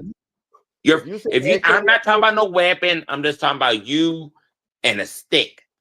You are fucked. Bando, Human flesh. If you seen the AK in person, nigga, it'll pucker your nuts. How much he weigh? How much that nigga weigh? Look at this nigga. Look at this nigga. You ain't fucking with Yeah, AK. those are problem dogs, fool. You're not fucking with AK. Look at the Kangal. Yeah, those are, yeah. Look at the Kango in the back, just doing the same dumb shit. Like, oh my god, yeah, those are good dogs, fool. Snow White. Those are special dogs for special people, fool. Those are not the dogs that you want to take to the dog park. No, you're not taking that shit to the dog park. You know that. Nah, you can't. Those dogs right there, those are for stern and firm and headstrong owners. Cause that dog, those type of dogs are the type of dogs. Hey, look at my band dog. Bando. Look at my band dog shit. Neapolitan Mastiff, German Boxer, American Bulldog, Game Pitbull, all four. Look at the structure and the muscle on my band dog. Look at the conditioning. Hey, you know what I see? I see a lot of American Bulldog, and I do see Neo. Yeah, you can see the German Boxer in that bitch too if you know what it looked like. Yeah. The headpiece, but the neck is thick as fuck, boy. Oh man, look at that bitch. All the muscle, all my shit. Come on, man. This is what I do. This right here, this bitch right here, Holy Spirit. What about the dog to the right? To the right, go to the right. I'm gonna show you that in a minute. Hold on. This bitch right here, Holy Spirit, that I'm about to show y'all next. Right now, where I got this little fucking little finger on. This bitch right here produced that bitch. This bitch right here, legendary. This bitch is the gamest motherfucking dog. Well, her mama was and her grandmama was, but she's the gamest fucking dog that I got on my yard. Gamest. I got a lot of them. Okay, that's with all the shits. Gonna knock down anything in her way. Ain't gonna feel no goddamn pain. And she's a fucking mega producer. This bitch right here. And look how conditioned I had this bitch. This bitch, I had 3 litters and I got her looking like this. She had 3 litters already and looked like this. Look at this bitch. Is the titty sagging? Nah. Titties ain't sagging. That bitch had 3 litters already. Look at that bitch. Now that's genetics. That's my shit. Okay. Fuck what color that bitch is. That bitch could be purple. That bitch is with everything. What is she? What color is she? That bitch to be. That bitch is with all that fire. Shit. All of it. Not only is she with all of it, she produces top tier shit. That bitch. That's Black Hawk's mama. Ooh. That's she Drake. Look good. Mama. She look good. That's AR-15's mama. That's she got fucking ropes she got a chain around her fucking chest. That shit is great. She got traps. Yeah, no, that's all muscle right there. That's muscle. Yeah. That's muscle. That shit is crazy. Bro, this is my pat. This is what I fucking do. This is what I fucking do. All my shit like that. Okay, we gonna get into the cook up. You want to see this one, huh? This one you want to see? This is Shaka. All my shit is fucking ripped up like crazy. Hey, my nigga, like I don't give a fuck if it's AR-15. If it was orangutan color. Like them motherfuckers look nice, man. Like AR-15. Look at the muscle on AR-15. You can't be mad at that. You cannot be mad at that. Look at all that shit. Yeah. This is the coat look good though. The coat nice and shiny. Nice. This is how I condition dogs. That's that condition right there. You see that weight pull track in the back there, right? Hell yeah. How many of you spectators got weight pull tracks in your goddamn backyard? The niggas better manage. Come on, man. I stay in my lane. You know what I'm saying? I stay in my lane and I do it at a high level. I think I seen one video where one of the dogs was pulling that shit out. I mean, shit, I done decided I ain't use it all that much. You know what I'm saying? Look. Is your Kangal fucking shredded up like that, Ty? Huh? The Kangals y'all see is fat and fluffy and shit. Not looking like mine, Not looking like my shit. Come on, man. This is what the fuck I do. So hey, let's get back to the topic. Let's get back to the topic. You know what I'm saying? Hey, this good, man. You got some good looking dogs, man. This is AK's parents. This is why AK is so special. Look at his daddy and look at his mama. This is the reason why AK is such a freak, right? It's This is why I popular. It's spent the crazy. money. This is why I spent the money and got my dogs from overseas, because I'm a top tier level, high performance working dog engineer. And I think outside the box to make a circle. I'm going to go overseas to get different shit than you niggas. Okay. And I'm going to cook with it because I like to make my own shit. That's why I got a dog like AK. Because I saw this and I saw Ain't that. nothing wrong with it. I need that. I need It ain't that. nothing wrong with that, man. I And mean, come whatever on, you want to season, however you want to season your meat to be, as long as that motherfucker tastes good, it's all right with me. And that's how we all need to be as dog men and dog women. You know what I'm saying? Cook how y'all want to cook. You feel me? Cook how y'all want to cook, man. But it's Yeah, like motherfuckers don't want to be, they don't want to be chefs. They want to be served this shit on a platter.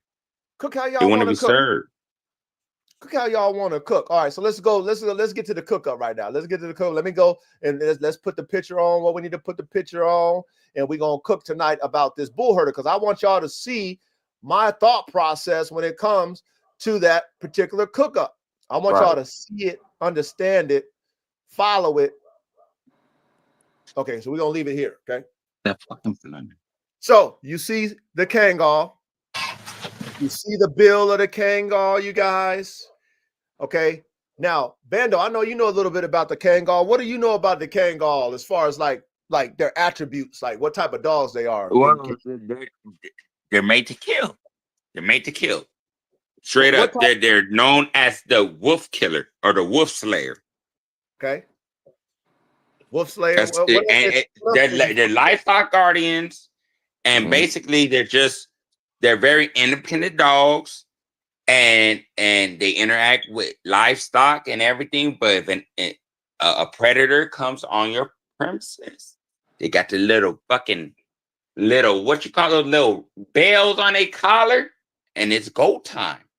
I don't know which one is better. Those are the Great Pyrenees, but yeah, they're in the same category, if you ask me. And the Kangal koi. got the strongest pressure, jaw pressure. Koi and the koi too. COA, I think they're called. Oh, the central off chakra, Central Caucasian off chakra. Shepherds. Yeah, it's the Yeah, same thing. those are those three dogs right there are pretty much the apex in the livestock guardian group, man. Like I know my dogs, man. Believe me, I know my dogs. Hey, hold on, Bando. Hold your thought right there. I want to respond to Tony right here. Hey, Tony, I'm gonna give you something that I learned about AK. Because see, Tony said some real shit. This is real. He said, surprise, AK ain't chewed the wells off them cages yet. Okay, watch this. So first of all, I got AK in one of them old school prison bar cages. Okay, so those are the heavy duty ones that you got to pull the wells off them, right? Now, this is how I was able to contain AK. As you saw him jumping up and hitting his head on there, right? Before I put that top on there, he was ripping down the roof and shit. He was jumping because that boy can jump out. For his vert is stupid. He can jump out vertical and get out, right? So he would jump up and rip the roof off, right? So he tore up a couple roofs, ripped the damn frame down. So I put that top on there, right? And so he jumped and was ripping the top, you know what I mean? That little top shit, the bullshit top. So I figured out that he liked bones and shit, right? This is how he got his name, the Bone Crusher. So I put one of them big ass cow bones in there, and that boy got like a bite fetish and shit. He got a fetish for biting shit, right? So that bone, he just like to put in his mouth and have it in his mouth and be crunching that shit. So as long as he got something in his mouth, he wouldn't tear down the motherfucking kennel and shit. So that's the only reason why he don't tear that bitch up, because he's always got to have something in his mouth. So that's how I figured that shit out. Okay, only reason why I figured that shit out. If he didn't have a bite fetish, then he would tear everything up. There would be nothing to hold that dog. Nothing will be holding that dog intact. Okay, so that's the only reason why. Okay, other than that, he would have tore that bitch down. He'd tear anything up. I mean, bro, I ain't calling the Bone Crusher for nothing. You know what I mean? So yeah, just to answer your question. But go ahead, Bando, if you want to elaborate a little bit more on the Kangal. Hey, Coach. I just gotta say, man, before I just chime on out real quick, like, man, for the most part, you're a good dude, fool. Like, real talk. You got good dogs. You take care of your dogs.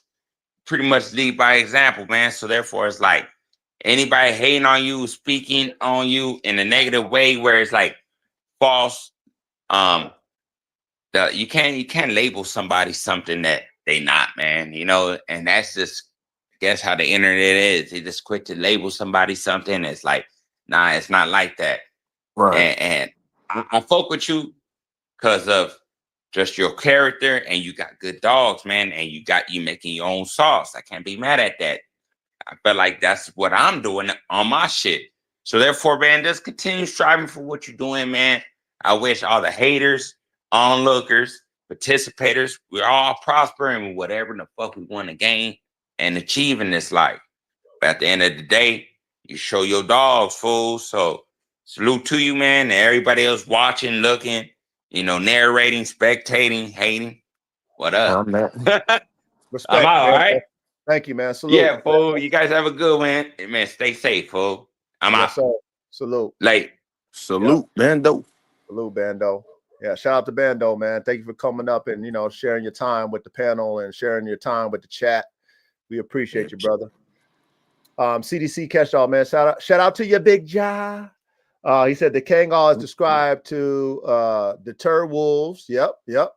Wolves don't tend to fight them unless they're outnumbered. Outnumber them largely. The Kangal is said to rush wolves and throw their shoulders into them. Yeah. I agree. This is what I've learned about the Kangal. And then like I said, get ready. You already know. I want you to cook up on the Kangal because I know you a student of all kind of dogs. So I definitely want your opinion on the Kangal. No doubt. This is what I learned about the Kangal owning one. Right now, because I don't have her in her natural state of working, which is livestock. Right. Me and my wife was going to get some goats. I haven't bought them yet. I probably still will get some goats, but that's something that I will be utilizing her in eventually, is letting her do her livestock thing. But me owning her, having her in a pack environment, I actually had her paired up with one of AK's daughters, but observing her mannerisms, compared to all my other dogs, they're very, very laid back. They're very, very they're defensive dogs. Okay. What I mean by that is they're not looking for the prey. They're not predators at all. Okay. They strictly lay low. They're pretty chill and laid back, and they're a defense. Their first line of defense is the bark. And I've already told you all about that bark. Okay. The loudest, it's like no Capricorn, no Capadonna, no Capri Sun, okay? It's like a motherfucking lion roar, okay? And it's not a roar, but the frequency of it is fucking vicious. And it's loud. Warning. That's the warning. And it's the warning, exactly. It's so loud. You be like, damn, that came out of that dog. That the ferociousness of the bark is loud, okay? And you feel it. Like, you're like, what the fuck? I never heard a dog. But that's part of the defense, like Reddy was saying, okay? That deters prey with a fucking bark that loud. Imagine a pack of them with that type of bark. Predators are going to be like, oh, shit, what the hell is that? So that's a deterrent off the top for the Kangals. Me having one, I learned that, okay? Having her. Like, oh, shit, that bark, I don't like that. My bark too fucking loud. And it's mean. And like, it's mean, right? So I'm like, okay, shit. Now, that part of her, I see. Then her athletic ability for a dog so big amazed me. Okay? Think of a Great Dane with the agility of a pit bull. Think of a Great Dane with damn near the speed of a goddamn greyhound. Like, think of that. Okay? And being that they're shepherd dogs, they got to go long distance. If they got to push some prey out, they're going to have to push that motherfucker out. They got endurance. So they got to have endurance. Like Reddy said, they got to have endurance. And when I let her out in my area, and I got 6.5 acres, so I don't let her out roaming at 6.5 acres because I got predators out there and I don't want her to go loose. Yeah. Okay? but I let her in my area. There's plenty of room for her to run. Okay. That bitch run and run and run and run and run and run and run. That bitch is a runner. And she quick and she agile. Bitch got dummy hops like AK. So to see a dog that size be able to do what she does athletically, I'm like, okay, well, damn, okay, well, shit. The performance, they got it. It's not like a big mastiff type dog. You know what I mean? Like you would think you would see them big ass Kangals because a lot of them got them great names in them and shit. Yeah. And you'd be like, damn, that dog, is big and shit. You know what I mean? But not all Kangals are made the same. Let's understand that too, y'all. Right. You're like, real shit. Not all Kangals are made the same. So there's different variances to Kangal. Salute to you, dog man Don. There's different variances. Now, me looking at what I own, my version of a Kangal, okay, that I got from a Kangal breeder who breeds nothing but Kangals, champion Kangals, actually have sheep and all the shit, works their Kangals, all the shit, okay? I'm just learning as if you guys would learn when you get your first Kangal. We can read about it, but it's different when you see it, right? Mm-hmm. So it goes back to my lab notes. So me assessing mine, I'm like, okay, agility, speed, endurance, chill, don't get flustered by the pack whatsoever, okay, independent, but on everything that's outside, okay? So I'm gonna digress before I keep cooking, but Reddy, break down what you know about the Kangal. Oh man. I know you know a lot, Ty. Well, some of the Kangals I've been seeing, they say they got 98% wolf in them, and they're really big. They're more bigger than the one you got. Yours is Serbian, right? No, mine's from Serbia. Yep. Yeah, you got the Serbian version. So that's more. They're gonna stay more close with the livestock. They're not gonna go off into the distance. They will if they need to, you know what I'm saying? But they're gonna stay more with the herd, with the sheep and all that shit. They'll kill anything that comes into that pathway though. Right. And they'll deter bears, humans, any predator that comes into that land. And they'll give birth with inside where the sheep are. So it's gonna be a natural thing for them to be with the livestock. They're gonna sleep with them. They'll probably eat right next to them and sleep with them, everything. And sometimes the dogs will run off and the farmer will go find them and they'll be with a newborn sheep guarding them. That's some of them. Yeah. And sometimes if there's dead ones, the farmers they'll let them eat them. So they know the difference, but I'm sure they understand. They're trained by Yeah, the. they know the difference. Yeah, that makes sense. No, that makes sense.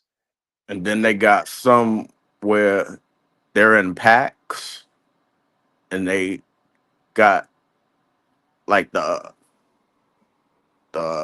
livestock, the rancher, he's on the horse and he's guiding the flock and the pack of dogs. And sometimes they run into another flock with their dogs. So now they have to do that dominance pack fight. But it's not to kill. It's not a fight to kill. They just in each other's way, Yep. basically, and they gotta get by. No, you're right. Yep. Yep. That's exactly, and that's another thing that I'm when it comes to this cook up, in my lab notes, pack, pack animals. And with AK, which I'm gonna, break down AK for you guys, but with the Kangal in my lab notes, is definitely different than my Malinois lab notes. Okay. Snow, the Kangal lab notes with AK is different than the Malinois lab notes because I'm learning a Kangal. This is my first experience owning one. We've read about them, right? All of us who can speak about the dog that haven't owned them, but it's different when you actually have this dog in your presence and you get to learn your dogs. I observe everything when it comes to my animals. I'm a student. The temperament, all that shit. I'm watching it all because I want to make sure that my hypotheses and my notes is going to be equivalent to my conclusion when I produce it. I have to pay attention to all these things. So when you have a dog like a Kangal, you've heard about it. There's different variants to it, right? Your Kangal is shaped by its environment. All your dogs are shaped by its environment. We talked about that on previous shows about how the environment shapes your dogs. Okay, so my Kangal is raised by a whole bunch of, extra credit type, prey-driven type dogs, predators. So what she thinks is her pack is a whole bunch of predators. She's not around sheep, goat, real docile cows, whatever. She's not around that. She's around she's in the jungle. Yep. But what I love about her genetic disposition is because, what I love about it is this, is because of her genetics, she knows it's her pack and she doesn't get aroused by all that rah, rah, rah. She chills and she doesn't do none of that. That dog barely barks. Real shit. That dog will lay down. There'll be so much commotion going around that Kangal and she won't do nothing. She lay down and just like, what the fuck? Like nothing. Like everybody's going crazy. She not doing nothing. But let her hear a crick, crack, crick, crack. Let her hear something in the woods. And watch the lion roar. Watch her jump up. Watch what she is bred to do, which is protect and defend. So me seeing that, I'm like, okay, cool. Okay, but damn it, I could do some, I could do some things with this. You know what I'm saying? I could do some things with this and that and this and this. Dogman Don, what's good with you, boy? Salute. What up with it? Dogman What up with Don. it? What's Salute. up, man? Yeah, we just in the lab, Dogman Don. We about to cook, we about to dig deep into this. CDC got a good question. We're gonna get to that, CDC. You know what I'm saying? We're gonna get to that, CDC. That's the whole topic of tonight. We're about to get into all the lab notes so that you can kind of get my vision when it comes to this. You know what I'm saying? But I wanted us to break down the Kangal and then AK. I also wanted to say something about with that wolf genetic in it that's in there. They're gonna act like wolves too. When they gotta dominate, they gotta dominate other dogs and animals. You know what I'm saying? Like how a wolf does with its pack. I agree. I agree with it. I agree with you on that because they're very, very pack driven type animals. So I agree with you on that. Yeah. Yeah, that I agree with that. That's and they run like wolves too. They run just like wolves. Shout out to the internet because a lot of you get to see a lot of different Kangal videos, Kangal packs. You get to see how they work in tandem. You get to see how they take on different type predators and stuff like that. And it's very interesting how they defend. You know what I'm saying? And they're bred to just defend. They're not bred to kill, if that makes sense. Yeah, but they will if they need to. Correct. If it's to the point of no return, they definitely going to finish them. They definitely will finish them. But at the end of the day, they're defense, guardians. They're here to defend. You know, they're bred to preserve themselves because think of it, a shepherd can't afford to have his Kangals getting killed and shit at the end of the day. They can't run too. They can't stray away from the herd too far. They can't be like they gotta be smart not to run with to the pack of wolves, run into that and be prey to the wolves. They Right. know they gotta be like it gotta be. It's a barrier like in the middle. Like, all right, I'm gonna put myself in between the herd and the predator, and I'm gonna step a certain bound. I'm gonna step a certain boundary, and if the wolf makes that step, I'm gonna go after him. I'm gonna go to him. But if he backs off, then I'm gonna go back. That's correct. That's Mhm. cool. Hey, let me answer this phone. Go ahead and keep cooking, man. Let me answer this phone real quick. That's my wife. Yeah. What you expecting, ready? What you expecting the litter size to be and like the phenotype and like the colors to come out? Oh, on his joint. Yeah, on it if this cook up right here. Oh man, you Because when know I was talking about the they're gonna like the, look like AK off the rip because you think so? he got the dominant phenotype. I feel like they phenotype kind of somewhat similar. The just Snow White somewhat taller on the taller side. And you know Nah, that they're muzzle, that gonna be muzzle and big. hairs. Yeah, they're gonna be big for They're sure. gonna be Cause really AK big. big. Yeah, they're gonna be really big. They're gonna be real boned up, extra boned up. Maybe he might have a little bit more fur, like a little more hair, a little.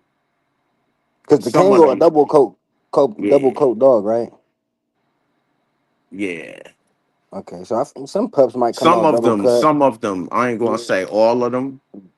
Some of them have that fur coat, that big fur coat, and some of them are like Snow White, that low coat, that Cause low shit. I just did a breeding, and some of them came out Merle, none Merle, but I know how that color stuff come though. But some of them got like Oh, different the head joint shapes, with the different. bully that you made, right? Yeah, yeah. I ain't even really want to do that breeding. It was just some cook up somebody asked me to do, and I was supposed to, But I feel like the pups came out really good for just. I feel like one came out with a little underbite because the mom got one, so he cleaned the underbite up almost for real. Mm, And then they already fighting, but that's not what I'm really worried about. I'm really worried about like how they that makes interacting, sense. how they taking the world right now for real. Because they only 6 weeks on Yeah, Saturday, so I'm really just seeing how they taking the world right now. that's what it gotta be. Like, are they interested in shit? Yeah, Are they scared? they all Are they worried. They're alert? not really scared. Some of Like them a they little. alert? They alert for sure. Like they tails always up for sure. Yeah, Tails be up. I mean, when I first got them, they was a little scared because they weren't with me. So when you taking a dog that young out of his environment and away from his mom, they start to act a little different. But I don't play that, so I built their little confidence up a little bit. Got them playing, got them chasing stuff, walking around like up and down the sidewalk and stuff. So they getting yeah. it. They doing good. But That's that what's up. AK and that Snow White though, I'm trying That to shit's add gonna that be to a my problem. genetics. That's why I want to see that cook up and 8K with that bite fetish and that See, you Kangal. want to put that presser into that shit. Yeah, That's what you want. eventually I do for sure. I want to add that in my cook up for sure. Mhm. See, your joint don't look like it got that hump in the back though. Like Nah, how they really don't. They your really don't. But joint's like a who knows straight what she back. gonna spit out though? That's why I want to get her a breeding because she about to be 3 in November. So right now I'm just trying to grab pieces, and that's one of the pieces I really want the most. Yeah, Get my money right, get my spot right. I need a piece from that. yeah, it's a werewolf right there, man. It's Man. And I know already he's not gonna gonna be just a breed Snow werewolf. White once. So if I can't get that one, I'm gonna get the next one or something. Yeah, that shit's already gonna be a werewolf. But then you want to put the presser in that shit. And then the other dogs he got, not man. But So nah, I really want the presser. I've been looking at Borbles. I've been what you looking at want? Borbles. What you want to do with that? Like, what you looking I that wanna to I do? wanna take the prey out of the presser Mm, because they too prey driven. I don't want to say I don't like it, but I don't want them to be so prey driven where it's the point where it get them caught in up to something where they so heavy headed like they just But the Kango is not really like just go. It's like it's a little smarter yeah, than the presser. right. So that's why I really want the Kango in there. And it's gonna add some height. It's gonna add a little thicker coat, which I want because if it's fighting beast in the wild, who knows what And they need got? I don't want no protection and king. shit. Yeah, I want some protection. I want that. I want that skin because Kango's been fighting wolves since fighting wolves. Been fighting wolves. And bears. At what we have. And bears. Yeah, bears, everything. Them bears is crazy, Yeah, them bears don't give a fuck. and that's what I feel like. Kangos is one of the And them top breeds big that cats too. yeah, them big cats. Big, I They don't don't. give I a was just fuck. seeing that a big cat versus a bear. I'm saying them big cats versus fucking dogs and shit. That's why I like them Kangos. They got almost like a big cat structure, and they move somewhat similar like a big cat. Yeah, some of them. Them alibis. You saying them shits? I seen them Alibi. alibis. Yeah, the alibis for sure. I've been seeing them. There's this dude named I don't remember his first name, but he go by like the designer mastiffs, and he got alibi in his cookup, and he got some nice looking dogs, but he got that merle and all that like nice color in there, and I'm not too fan of the That's color, but homie that had like 20 something pups in the litter. I don't even know. I think that's him. I I don't seen it. even I know. think I'm I wonder how following it. much them So them them Kango and Pitts gonna be, cause that's a big glitter. That's these gonna be folks crazy. trying to take that shit to the military and shit. That'd be crazy if one end up working for the military or something like that, being The an actual whole herder, litter. The whole like the litter whole gotta litter go being a herder, there. working herder. Real shit.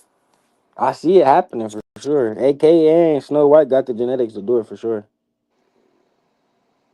Hey, I want to show you. I'm going to show you guys something, man, real quick. I'm going to show you AK at 2 years old. Okay, he's still a young buck, but I'm going to show you when I knew this nigga was Michael Jordan and shit back in the day. You know what I'm saying? I just want to show y'all a little something All I pulled right. up in the archives. You know what I'm saying? So hold on. Let me pull it up. Man, AK. Let me pull it up back in the day. You know what I'm saying? All you gotta do is go to my gram, you know what I mean? Y'all can see the history. Y'all My can see finger hurt. You be That's getting that him as a advertisement out baby. there. say That's it again. him as a puppy right there. This is him Nah, at like At the 2 years top. old right here. This is him at 2 years old right here. Watch. I had to slow it down. Oh shit. and he got that landing down perfect, Oh, he Yeah. gonna land on his feet like a cat now. like a Cat. cat every Yeah. time. Now you see how long and lanky he is. You know, he's still a young Hmm. puppy before he kind of filled into himself. I mean, the boy is a freak already. You know what I'm saying? 1.5, damn near 2 years old. But he How old is determined. he now? He determined. He 5 now. Oh, okay, yeah. He already looking like half the people's grown dogs now. I mean, the boy a freak. Got him. You get it? He go in there do a shake and bake like he light on his feet like he a 35-pound dog. Damn.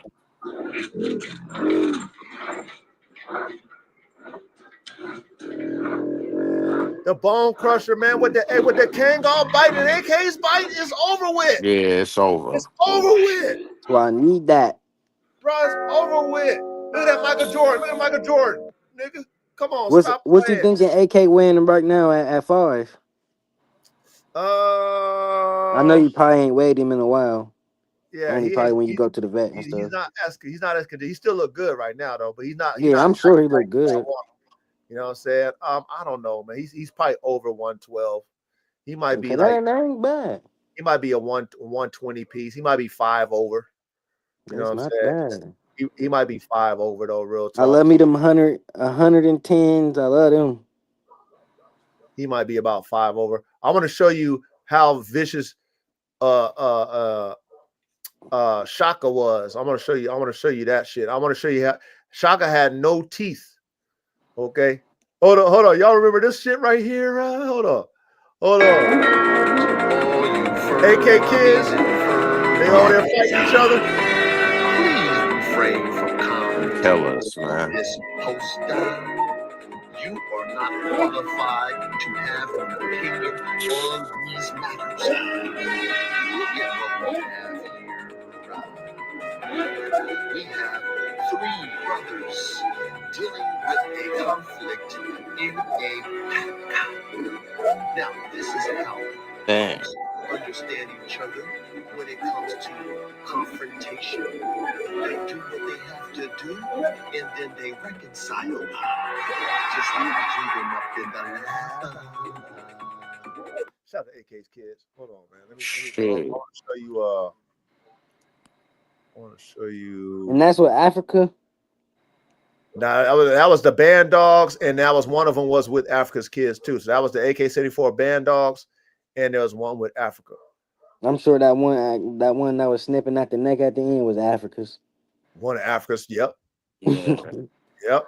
You're right. You pay attention in class. For sure, Oh, for sure. that And I joint don't right even. there Hey, look I nice. be in class, but I don't be in. I be in class, but I be trying to check up too. That's Draker right there. Look how I had that bitch all straight. That's AK's daughter. Draco. Looking just like her daddy. XXL Pitbull Draco. Nice. And how old is them now? She's like 3. A bulldog worker. Okay, yo. All muscled up and shredded up.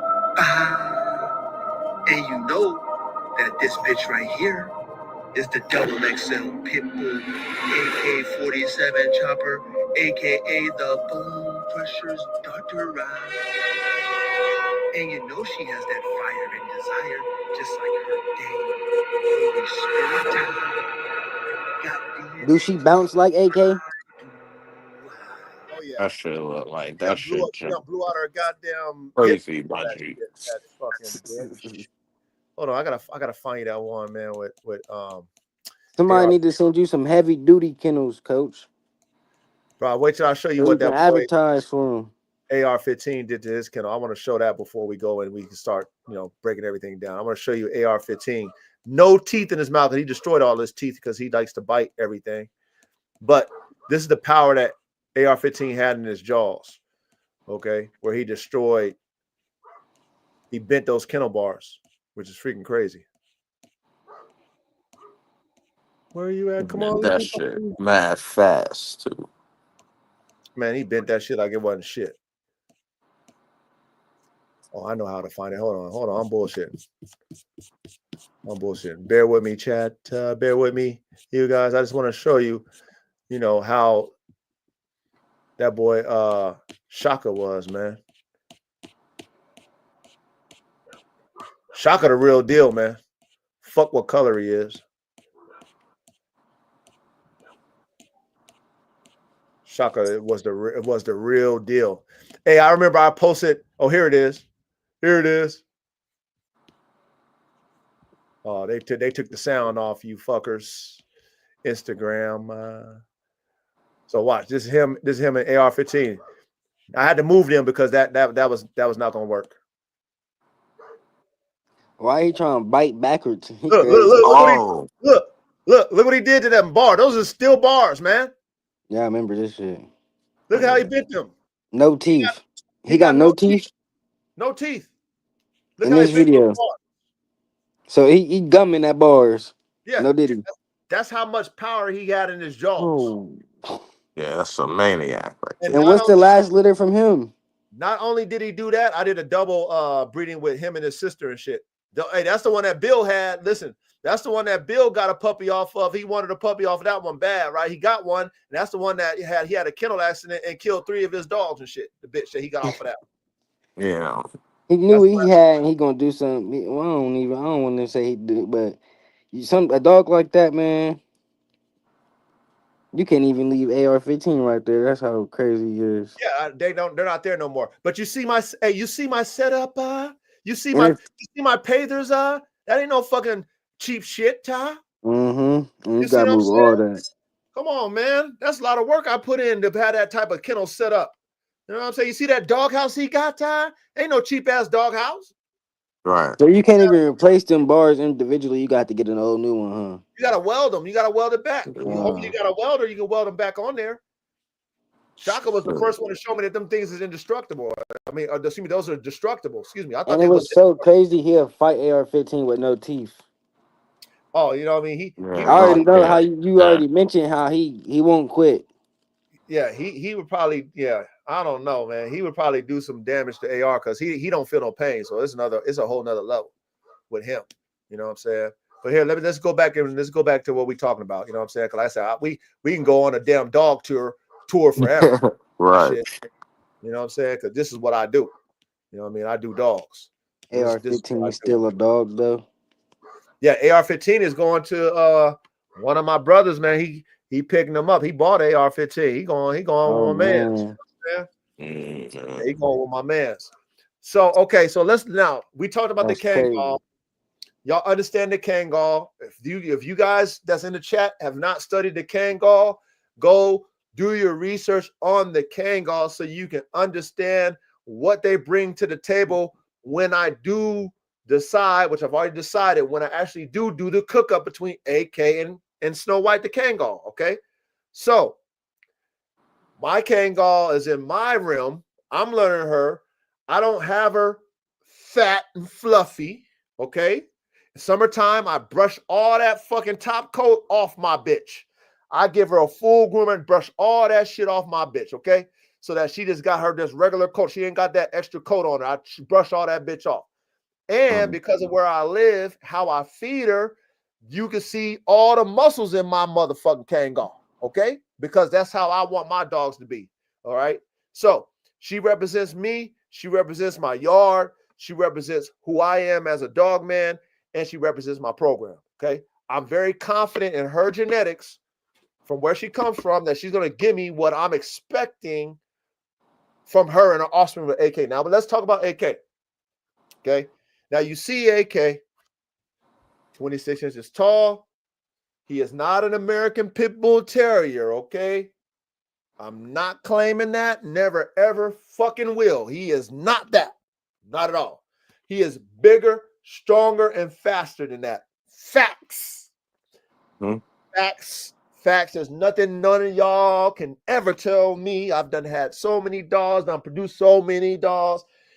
Had pit bulls back in 1998. Y'all know my story. So I know dogs. I'm not going to put no extras on any of my dogs. AK is that I tell you that he is. Okay. Now, this is the beautiful thing about AK that's going to work with Snow. Being that the livestock guardian in Snow, she's not a predator and she's not looking to attack everything. She's looking to attack what she needs to attack. They're free thinkers, those Kangals.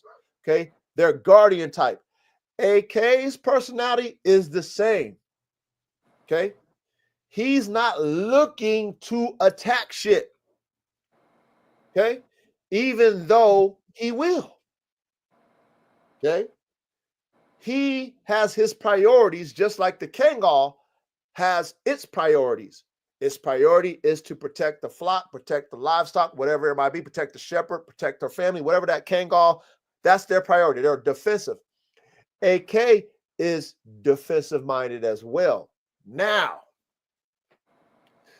if I would have nurtured him in a way to stimulate his drive to be predatory, trust me, AK will be a predator.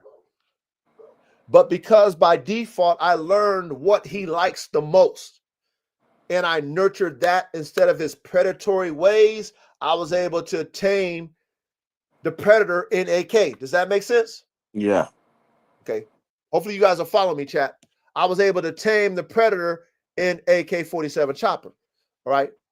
Now, because I know what he is capable of, I never allowed him to be stimulated by being a predator. When I raised him with AR-15, AR-15 is a predator.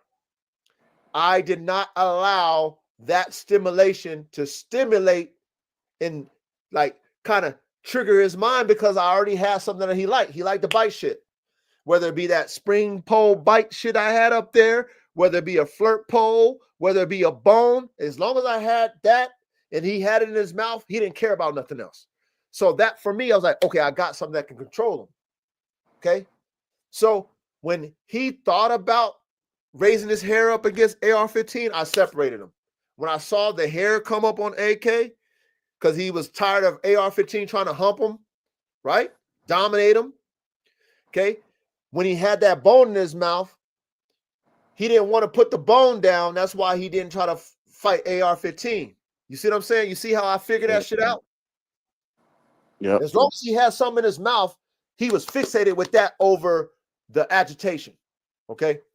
So him understanding what he wanted, he can differentiate, like differentiate between an agitator or something that he really wanted to get. He just wants something in his mouth. Now his athleticism matches the Kangal. Okay, he's got the wind, he's got the athletic ability, he's fast, he's got the fast twitch muscle like Bruce Lee. Okay, he's very intense. You look at that dog in his eyes, you can tell that dog's an intense dog. The dog is super Bruce Lee-like fast. I'm talking about fast. You throw something at him, he catch it in the air so fast, like Daniel's son and Mr. Miyagi and shit. No Capadonna, no Capricorn, no Capri Sun. Okay? He's fast. Now, this is all in my notes, I'm telling y'all. Fast. Kangal has so-called the hardest bite pressure of any dog. That's kind of what the tally and the consensus is about the Kangal. Is that correct? Yep. Okay, so we know that. AK, you will not want to be bit by AK. His mouth is huge. Huge mouth. All his teeth, even though he broke all his cutters because that boy biting everything, he's got all his teeth in his mouth minus some broke cutters. Okay, perfectly lined up. Long, he's got a long ass snout and he's got jaws and a big ass head. He's crushing anything that's in his mouth. He's crushing anything. I mean, anything in his mouth. You do not want to be bit. I told you guys before, you know how they talk about having a break stick for dogs and breaking. You're not going to put a break stick in AK's mouth and get him off. Nothing. Your break stick will break. I got a metal one and I would not dare to. He'll bit that'll bit. He's not coming off of nothing. If he don't want to come off, he's not coming off it. You're not breaking that dog off. You're not manhandling AK. I can manhandle most of my dogs. You're not manhandling an AK. You're not going to do it. The dog is too strong. Okay? He's too fast. When I pet AK, I have to do it away. I have to have awareness because he like to bite shit. Even, he'll bite me. He's not going to bite me like hard, but he going to nip at me because he like to bite shit. He got a bite fetish. So I got to be very slow, calculated when I pet him because he's always biting shit, even me. Okay? Now, because I know my dog, I know how to deal with him. I'm not going to just, pet him like other dogs because I know how he is. I just know this. These are attributes that's in my lab notes, okay? When I take him on my ATV, okay, my Outlander 1000, okay, that I take up the hill I do the 3 times up my mountain, 3 times down my mountain, and I condition him. That boy can go all day. All day. I can do that as many times as I want. You know how he breathes every time? Clear. Okay? Yeah. So all this is in my notes, you guys. All of it. So when I think about taking that combination and putting them together, what do you expect? Like CDC says, what do you expect out the mix? I expect, as you see in that picture, a perfect blend of that. A perfect blend of those. Some might have short coats, some might have long, some might have medium coat. I can see a perfect blend. You know why I can see that? Because I know AK is pre-potent. You know what that means? That means he will produce himself in anything that I breed him to. He's already proven that to me. So I see a perfect blend. What I expect out of that, I expect the perfect, could be livestock guardian. We don't know. Could be. But the ultimate goal that I see is the perfect estate guardian that is a predator. Not a defensive-minded dog like the Kangal. I see a dog that's going to go on patrol. He's not going to, or she's not going to sit just with the flock. They're going to go and patrol the perimeter like the lion do. You know how the male lions, they patrol their territory? That's their job.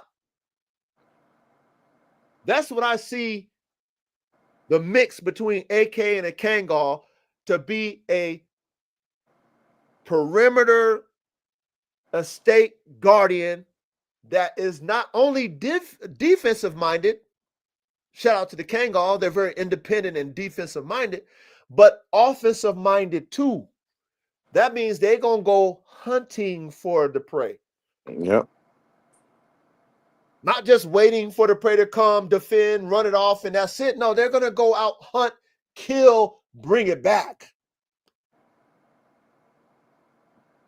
That's what I see. That's in my notes. That's what I believe. And believing in AK, his ability to produce himself, and believing in the genetics of Snow White being a Kangal. Oh, I know I'm going to get a variant of it. I don't know specifically because this is still prototypical. We're still in the prototype stage, y'all. So we're not going to assume shit. We ain't cooked it yet.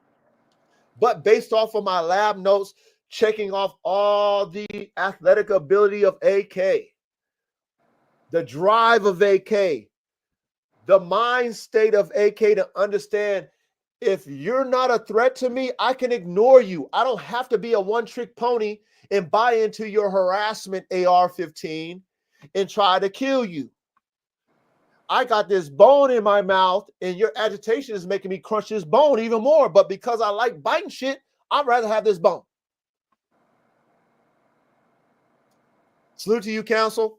Yeah, the Council Entertainment. Salute to my brother over there. That brother right there, he the one that's getting AR-15. My brother right there. He's Salute. Yeah, he the one that bought AR-15. Salute to that man right there. Yeah, so knowing AK47, right? I know that he's a thinking dog. We know that the Kangal is a thinking dog. Okay, so that combination is going to produce me a dog that's going to understand when to attack and when not to attack. However, when it goes out there for the hunt, it's going to be a dominator. There's no way that these dogs should not have a stronger bite force than the Kangal itself. Right.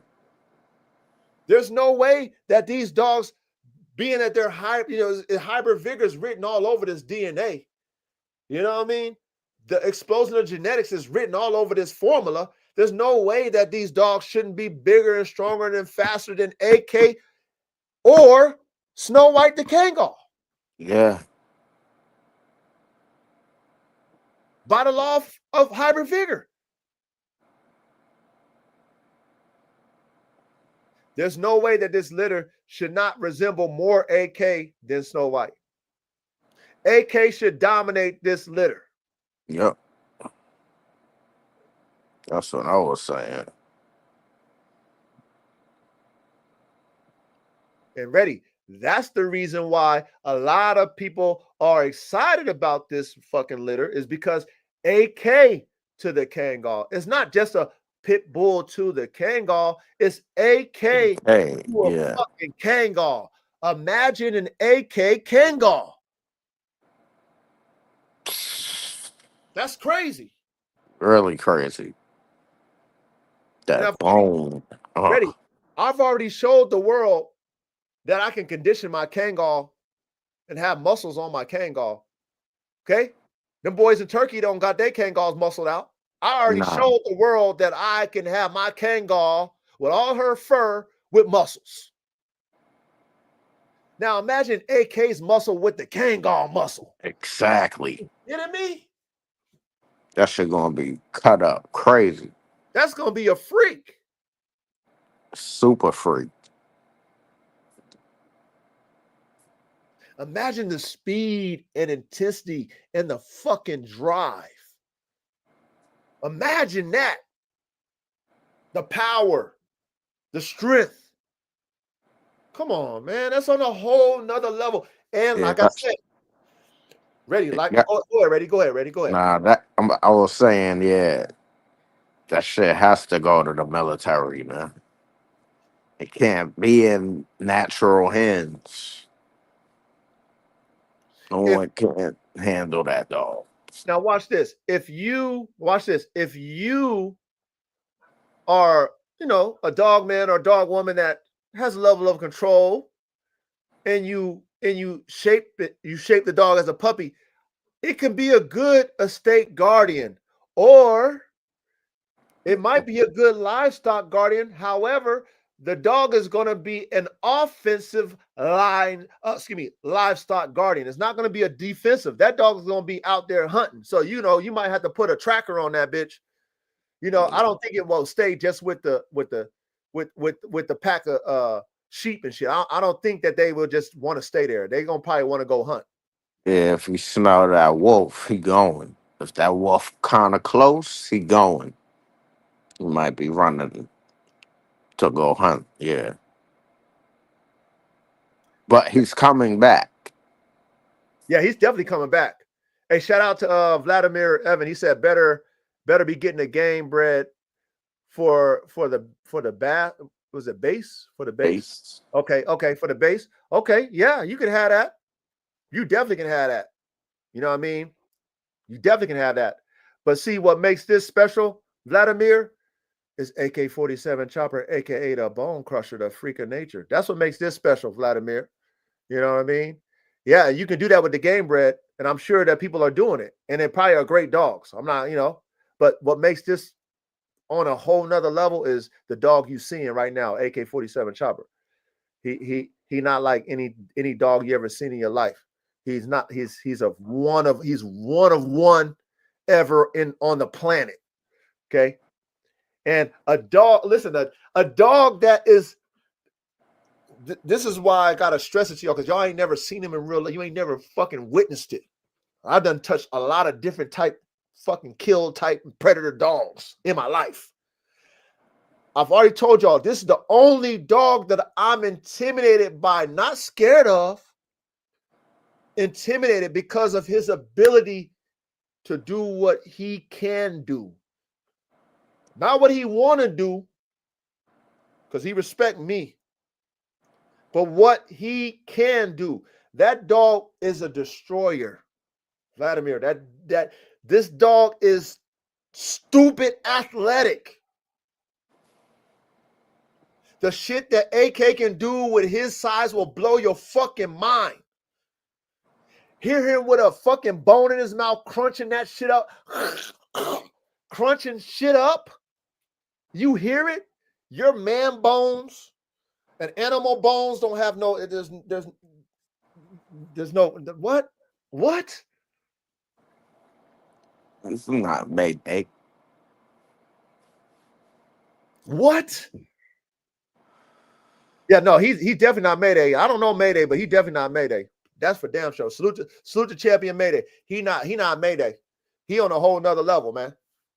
He on 112 pounds lean, 26 inches tall, big ass Malinois mouth, Tyrannosaurus Rex head, fast, can jump, got a vertical like fucking Vince Carter.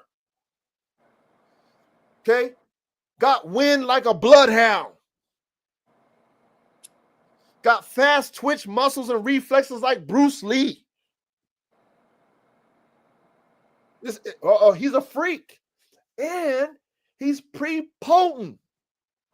He produces himself in everything you put his semen in. Everything. It's on a whole, he's on a whole fucking another level. Period. So you got a dog like that that's showing you that. He's showing you who he is. Then you know in his ball sack, he's giving you what he is. In anything you put in him, there's nothing like him on the planet. I can say that. I can say that with conviction as a dog man. And I haven't said that about any other dog on my yard. And I've had many dogs, many different breeds.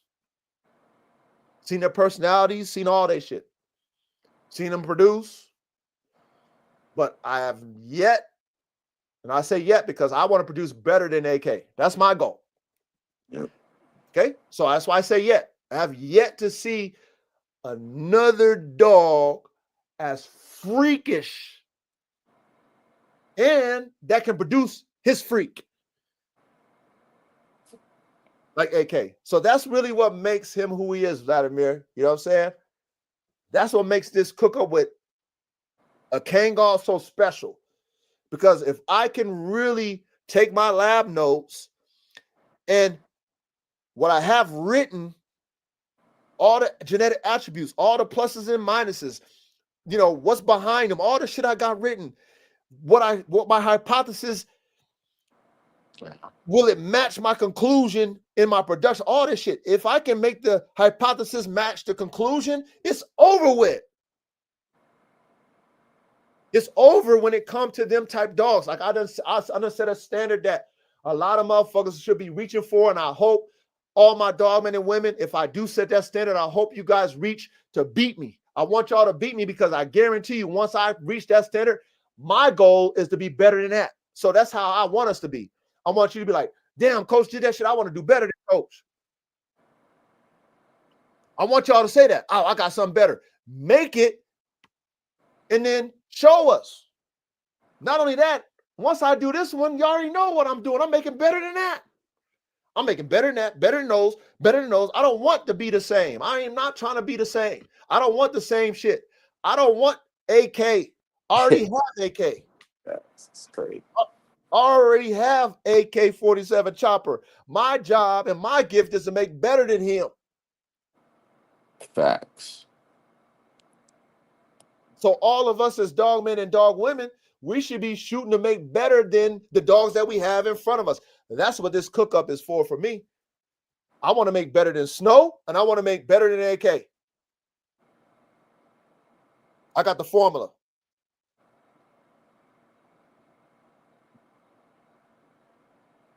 Vladimir said, what's the bloodline and how? Hey, Vladimir, in respect, because you overseas, Vladimir, so I'm going to respect what you got going on overseas, brother.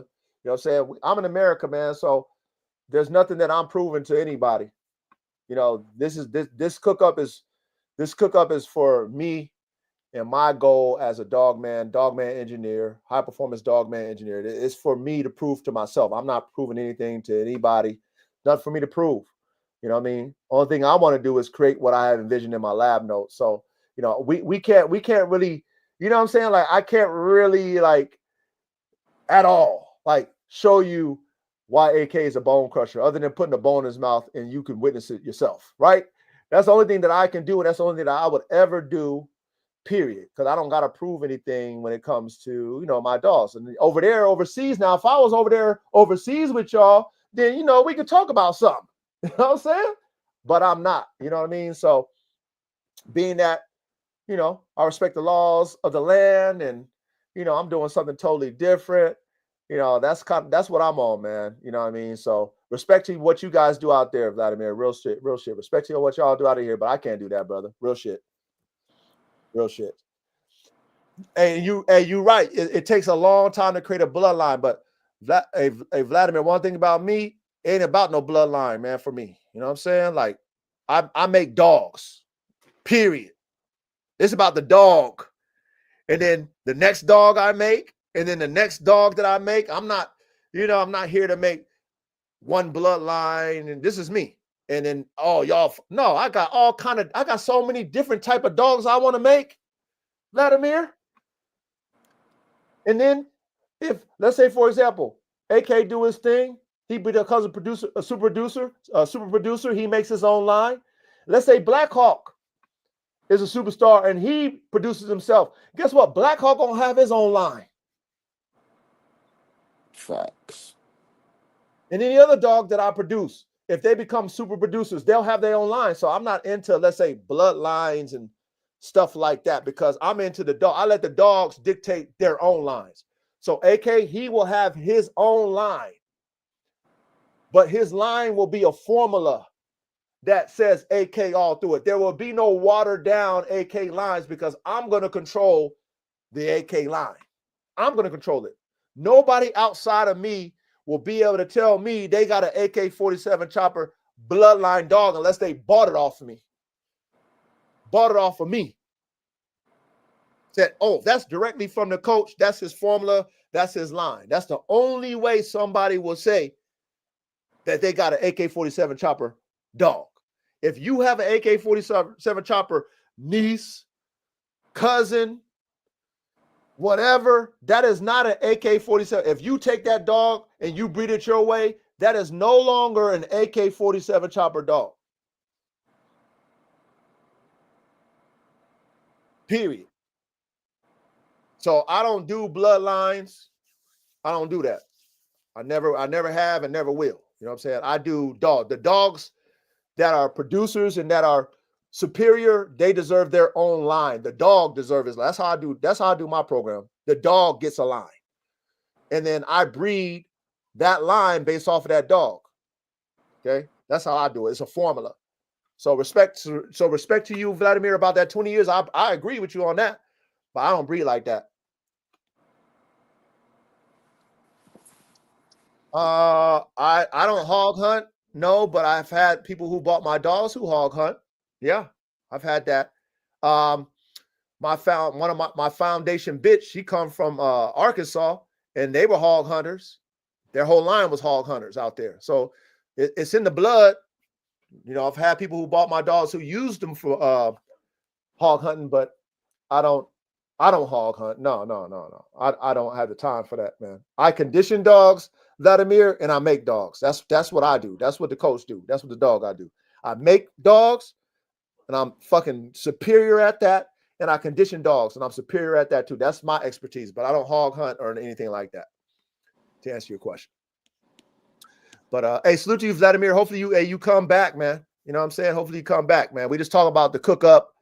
You know, I'm just giving, my brothers and sisters who come on the line, my fellow dogman engineers, who's really into cooking up dogs, making dogs. We just talking in the lab. This is a cook up that I've always wanted to do. I'm going to do it eventually. And I'm just breaking it down. We like to talk lab notes. We engineers over here, Vladimir. You know what I mean? We love that shit. We think outside the box to make the circle. So welcome to the chat. You know what I mean? Feel free to ask any question you like, man. I'll try to answer it, but yeah, that's where we at with it, brother. So yeah, AK special. Based off of what I know, to answer CDC's question, like what do I see out of the mix? AK, perfect blend of an AK Kangal. That's what I see. That will go out and kill and bring it back. You know what I mean? Fuck just hearing it and barking. like the Kangal do, Kangal will Kangal will go out there, hear it, and go and hunt it, and then bring it back. Salute to New Zealand. Oh shit! Salute to New Zealand, man. Yeah, yeah. Much love and respect, brother. Much love and respect. Welcome to the classroom. You know what I mean? Where us high performance dogman engineers reside, man. We come out here, we meet, we have our collective minds. You know what I'm saying? All of us have got selected by Boeing, you know what I'm saying? By Skunk Works, you know what I mean? By Aerojet, you know, the top tier level engineers, you know, the engineers that was with, you know, Hitler and shit that the United States stole from Hitler and shit, you know what I'm saying? So they can make their atomic bombs. You know what I'm saying? Like, we them type of dogman engineers. You know, they don't kill us. If we work for the enemy, they don't kill us. They over there, hey, man, hey, well, shit, man, we can't kill them because them boys got the formulas and shit. We need that technology. That's who we are when it comes to the dogs, man. So salute to you, Doko, Scarface, and Vladimir, and all the other ones who might be listening, man. Salute to y'all, man. Yeah, NASA. Shout out to the council. Yeah, NASA. That's what we work for. You know what I mean? Because we think outside the box to make the circles, man. Anything that is going to make these dogs better, that's how we think. You know what I mean? Nothing's off limits when it comes to the lab. Nothing. However, if we make a mistake, we gonna know it's a mistake. We gonna know it's a mistake. Hey, salute to you, Inquisitive Dejana. Yeah, we gonna know it's a mistake. We're okay with that. You know what I'm saying? This ain't no, ooh, you fucked up. Ooh, why'd you do that? That's not what we're here to do. That's not what we do in the lab. All of us are thinkers. All of us got ideas. All of us take the notes and put them in the lab. And you know what I mean? We got hypotheses. All of us is cooking. All of us have won. All of us have lost. All of us have learned from our losses.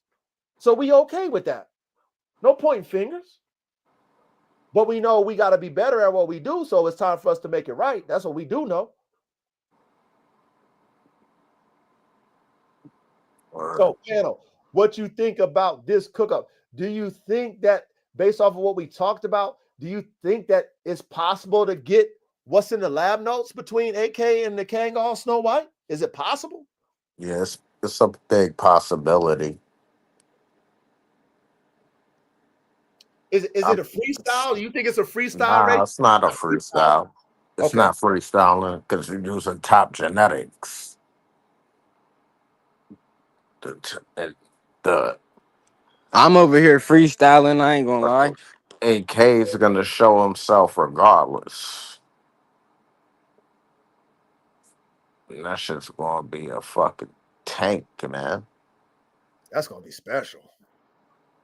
It's already a freak. He's a freak. She looks freaky from the conditioning. Yeah, she's not even 3 years old, so she's not even fucking mature yet. She ain't even full grown. Wait till that bitch get mature. Wait till y'all see. She already bigger now, y'all. I ain't showed y'all her now. She already bigger. Wait till she get 3. Man, I'm gonna have that bitch looking like a man. I'm gonna have that bitch looking so good.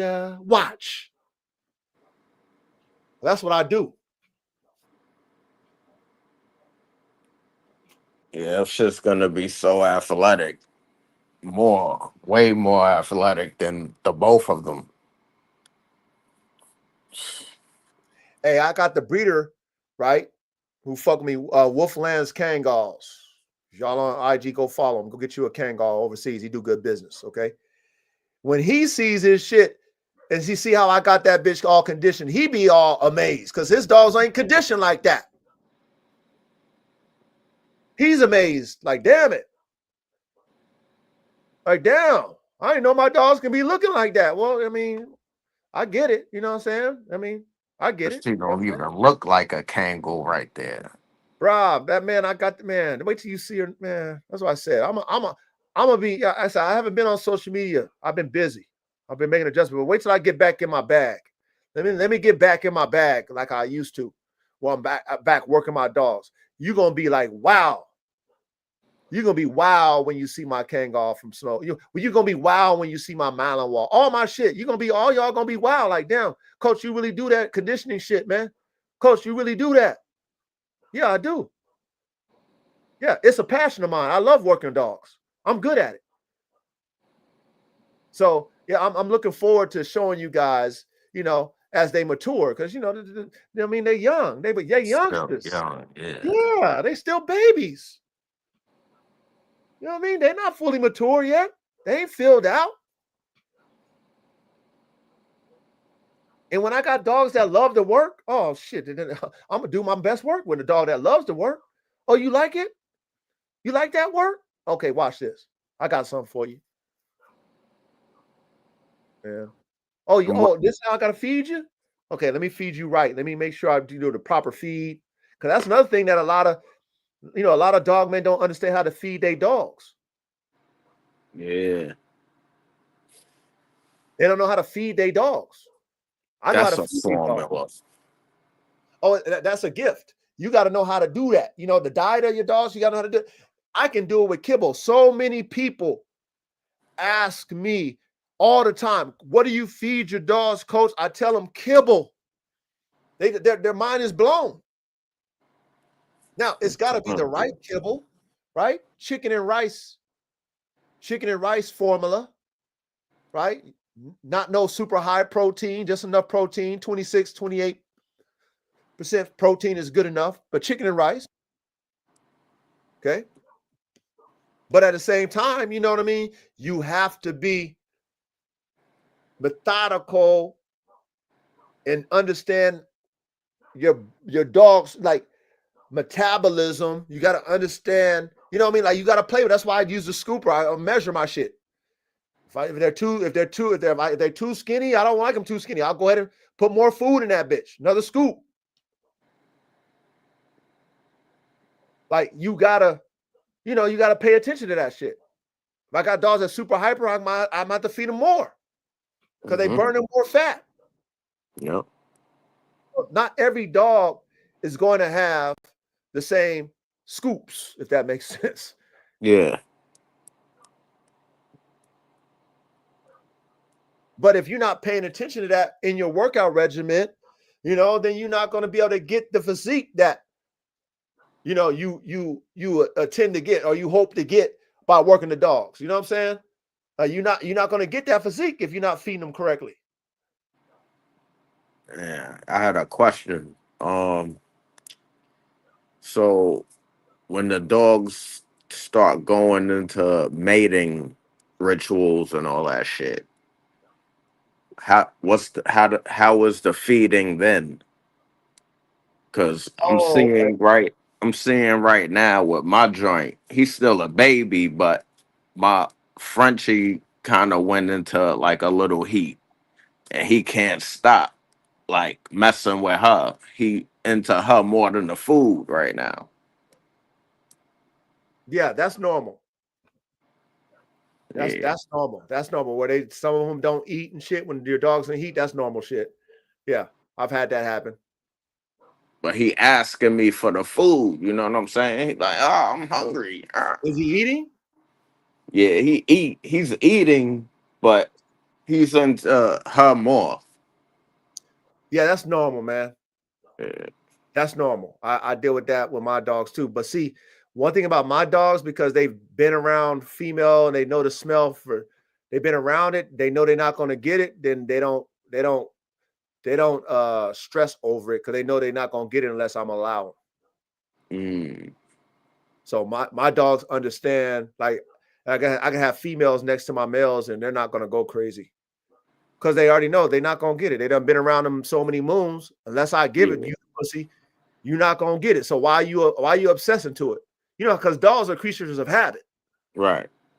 So they smell the heat, they go crazy because they're young and they piss and vinegar, they horny and shit. They moan, they howl and shit, they do all that shit. Over time, they're like, well, damn it, I smell it, but I ain't never got it. And then if I want to get it, though, the controller is daddy. He control the food, he control our yard time. He all the shit I control.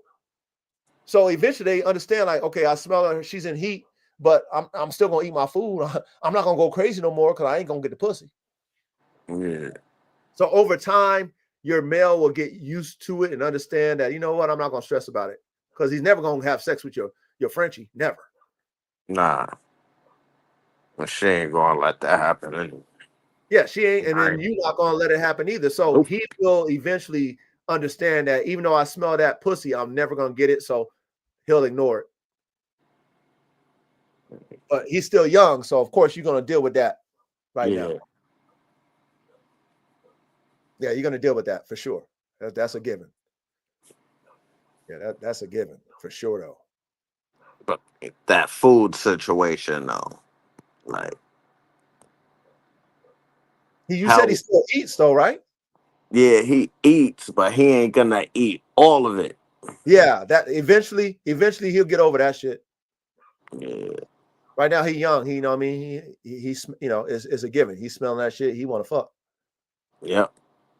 So his mind gonna be on that. He's not gonna be concentrating on eating, and that's normal.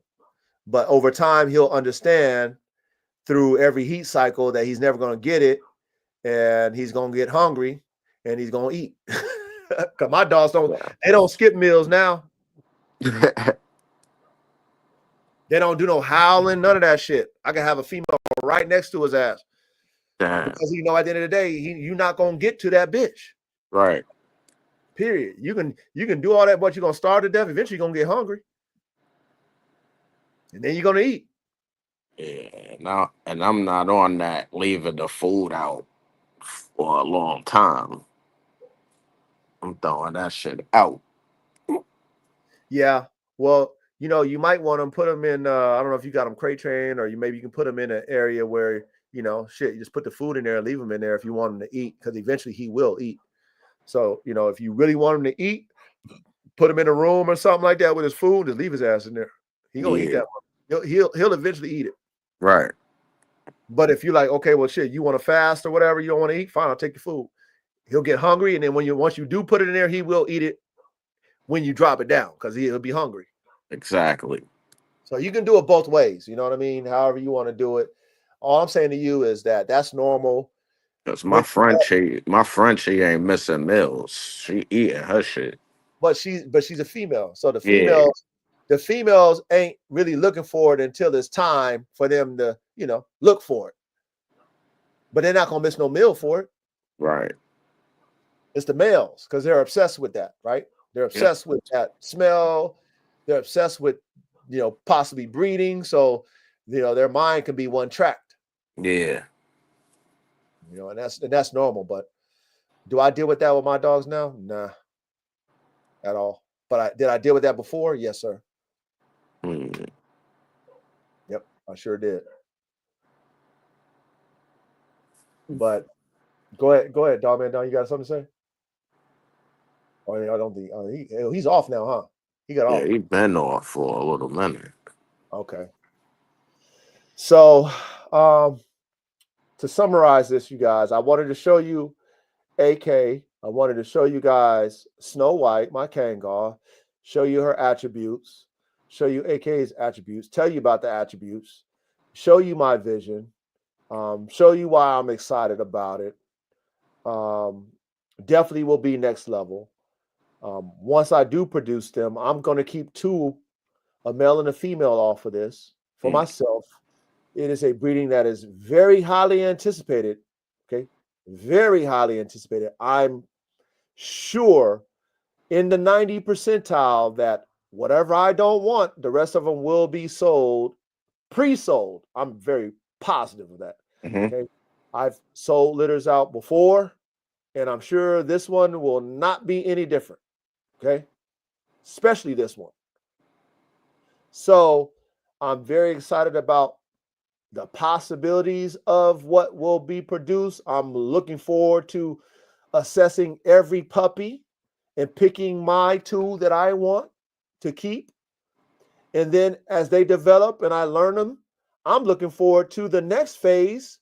Once I do AK with the Malinois, keep those. I'm looking forward to taking those AK and Kangals and those AK and Malinois and breeding those together. Oh boy, what a cook up would that be? What a breakdown would that be, huh? Ready? That's gonna be insane. That's gonna be a whole nother topic in the lab. Oh Especially yeah. when we can actually watch those, especially when I can have pictures and videos of those offspring and we can look at them and grade them and assess them and put them in the lab notes. Oh my God. That's gonna be Jurassic Park right here, man. the bar just keep getting raised higher and higher. Higher and higher. There's a man, I gotta find this guy. I'm gonna find him and I'm gonna bring him up because I have the formula already. I already had the formula in my mind for the AK Kangal Productions and the AK Mal. Okay. Now I got the 3 and done formula.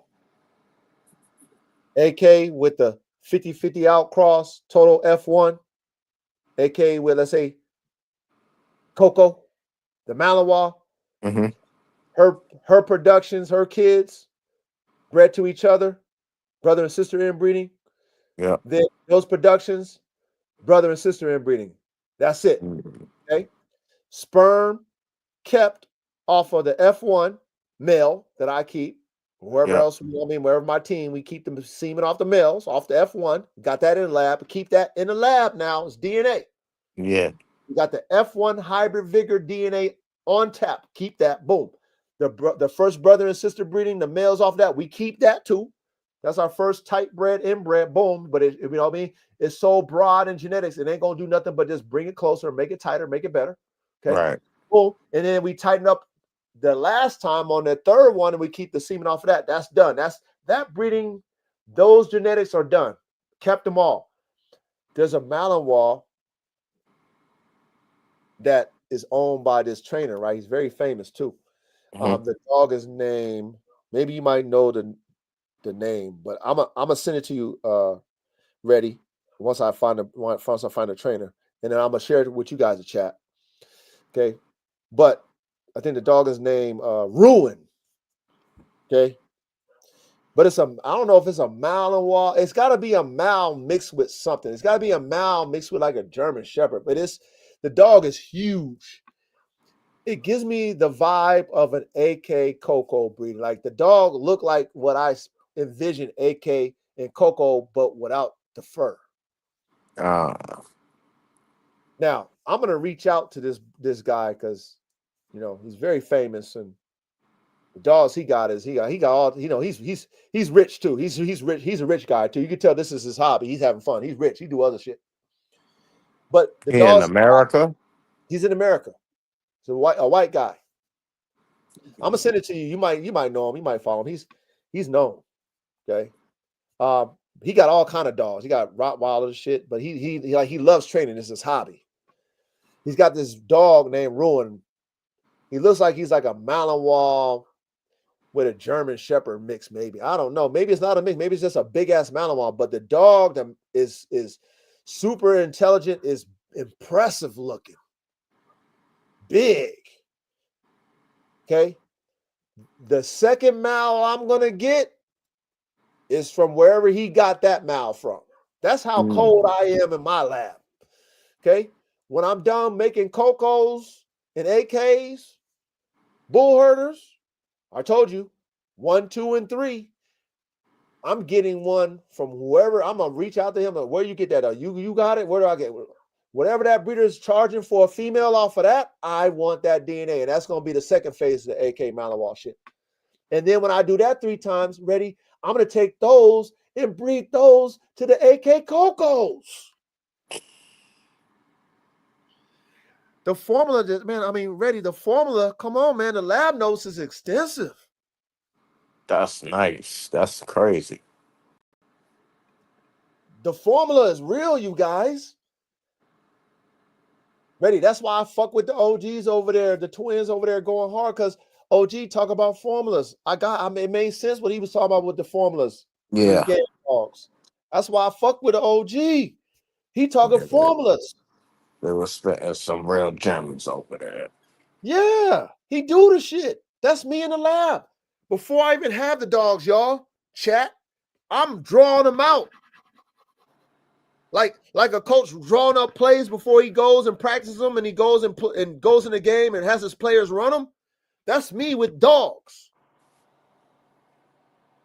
Before I even make the dogs, I got all the plays in I got the lab notes, and I'm drawing them up, and I'm writing out genetic attributes, and I'm picturing the perfect blend, and I'm looking at temperament, and I'm studying all that in my hypotheses, in my lab notes. And because I have the resources to buy good genetics, I can say to myself, I'm going to reach out to that guy, ask him, hey, brother, I love what you're doing with your dog. Your dog Ruin is dope. I love it. Where did you get that dog from? And because I opened the dialogue with some inviting conversation, he might go look at my page like, oh, you got some dope ass dogs. Okay, well, shit, he ain't on no Capadonna, no Capri Sun, no Capricorn. He ain't over here jerking my dick like everybody do in my DMs. This guy really got a nice program. Okay, here. Hey, this is where I got my dog. Okay, cool. Then I go reach out to them. He tell me, hey, man, I need about 8 bands for that dog, coach. I say, well, you know what? No problem. No problem. You want 8 bands for that? I'll make sure I'll save it. When you got that breeding, I want that. And guess what? The coach will have that in his lab. So that my lab notes are real. They're not fantasy lab notes. They're real lab notes. Me as a high-performance dogman engineer that worked for Boeing, that worked for Lockheed Martin, that worked for NASA, worked for Skunk Works, the engineer that think outside the box to make the circle, my genetics will give me that production, that conclusion. My math formula, as long as I put the right numbers in or the right genetics in, should produce me a variant of what I have in my notes. Should it not, ready? It should. I mean, it should. Chat, should it? Come on, it should. I'm making a great educated guess. It's not a freestyle guess. It's an educated guess. I did my research. I'm buying the best genetics. I'm not playing with mediocre shit and wanting the best of the best with mediocre shit.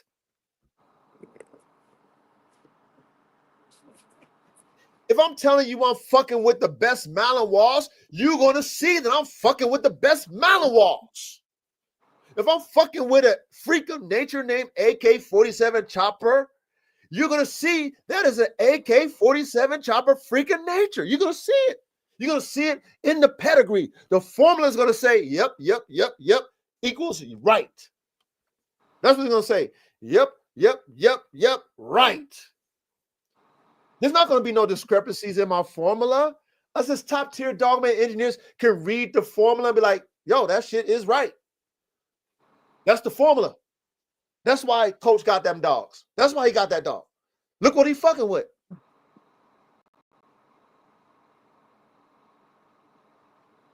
The reason why this cook-up that we are talking about the XXL Pitbull freaking nature times the Kangal is so epic, so legendary, is because of AK47. It's him. Yep. It's an AK47 Kangal, not a Kangal AK47. Kangals already exist. I can't do nothing about the Kangal. They're already established. They done did their thing. They're legendary. They do what they do. They don't need my help. The Kangal don't need my help. Kangal's a Kangal. Yep. But imagine an AK-47 chopper Kangal. That's a whole different league. That's a whole different dog. Oh yeah, no one got that. No one got that ready. No one. No one. That's why I get excited over the shit. That's why I got a Kangal. Chat, world. That's why I didn't get a Kangal from America. I went overseas and got my shit. I want different shit. That's why I got AK-47 chopper, and I went over there across the pond to Europe and got AK. Because you in the world of America, you wouldn't get an AK unless you went overseas like I did. So when I say I got an AK Kangal, and I can say nobody has an AK because nobody has an AK. They don't have an AK unless you went overseas and got it from where I got it from. Reddy, you follow a lot of dogs. Reddy, you know where AK come from. Have you seen any of AK's brothers and sisters online? Nah. Nah. Now, Reddy, you've seen AK's daddy, right? He's Yep. he's a pretty famous dog. Have you seen any other productions off of Gunner? Nope. Okay, there we go. And Gunner got a lot of productions, y'all. I don't even really see Gunner too much. Well, I mean, there's a rumor that Gunner might not be living anymore because, you know, they made that illegal out there in the UK. There's a rumor. We don't know if it's true or not, but there's rumor that Gunner is not alive. Yeah. However, the point is that you don't see or hear of any of Gunner's productions that are popular, one, or that you even see, two. There's only one that the world has ever heard of. The world. That means in the United States, overseas. All them boys overseas know who AK-47 chopper is. All of them do. That know Gunner. All the cats that know Gunner in America know who AK-47 chopper is. Because AK-47 chopper is the freak of nature that he is. He's himself. He's the one of one.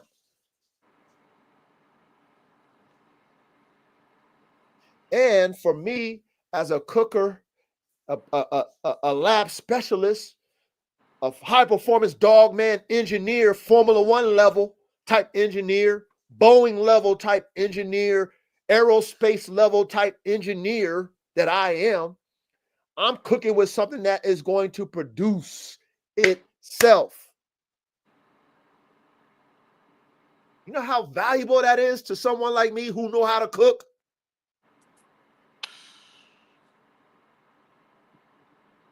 That's fucking priceless shit. Priceless. It's priceless. Ready? Thank you very much.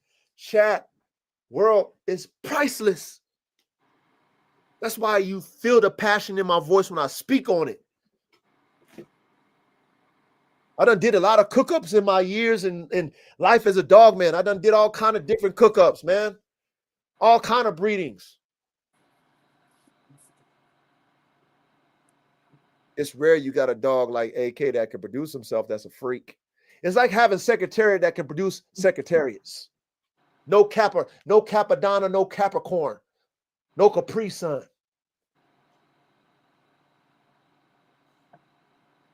It's like having Secretariat and you can produce Secretariats.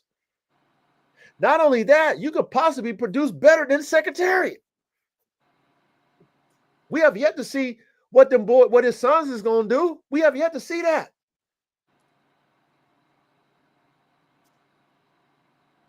But to know, for me as an engineer, to know that I can engineer the same dog, a superior freak, I can engineer other freaks.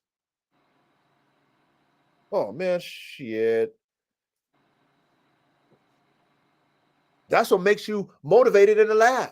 Because you know your tools and your genetics, it's just unlimited. That's what makes you feel so vibrant as a fucking artist, a dogman artist, because you can create so much. My creativity palette is broad. I'm not stuck.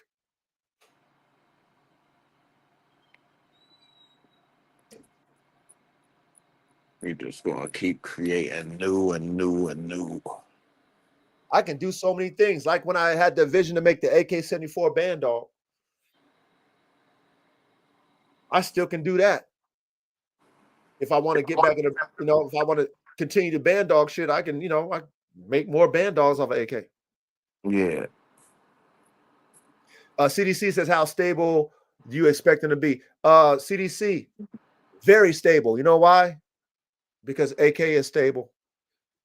AK is just very intense dog. You know, So you got to handle him correctly because he's not a regular dog. My Kangal is the fucking sweetest fucking killer that you ever met in your life. The most loving, calm, fucking animal predator crusher in your life. Like, so when it comes to temperament stability, very stable. There's nothing unstable about any of those dogs that's in this particular cook-up, AK nor Snow. So they'll be very stable dogs. I don't have any unstable dogs on my yard. To be honest with you, all my dogs mimic me. All my dogs mimic the pack. So when it comes to like iffy type dogs, like uncertain, like you kind of uncertain about how they act and temperament wise, I don't have any dogs on my yard that act that way personally. I got a variety pack of dogs. But to answer your question, they'll be very stable animals, very stable animals. And with AK and Coco, they'll be even more stable because that my fucking Malinois is smart as a motherfucker. Yep. Highly trainable. Highly. Intelligent, super aware, super duper smart. Like you said, highly trainable. My Malinois is fucking a nerd. If there was a dog nerd, that's the Malinois. That's my Malinois. Like you could tell she's paying attention because her ears and shit. You say her name, her ears will be moving as like antennas and shit. Like you could tell her mind's thinking because her ears tell you what she's doing. You know what I mean? And she quick and she learns fast as a motherfucker. So the Malinois and AK will be even more stable than I would say the AK and the Kangal. But at the same time, both of those mixes will be very stable dogs. You know, like, and I'm saying like you wouldn't be like second guessing like, okay, well, like how you thinking, like how you feeling, like okay, you acting like this today, but you acting like this, you know, tomorrow and shit, like that type of shit. You won't be thinking that, like you won't be feeling that way with either of those crosses because I don't see that with the parents. Like I don't feel that way with AK, nor do I feel that way with the Kangal. So I don't expect that to happen. Now we don't necessarily know. Big Ja, real shit.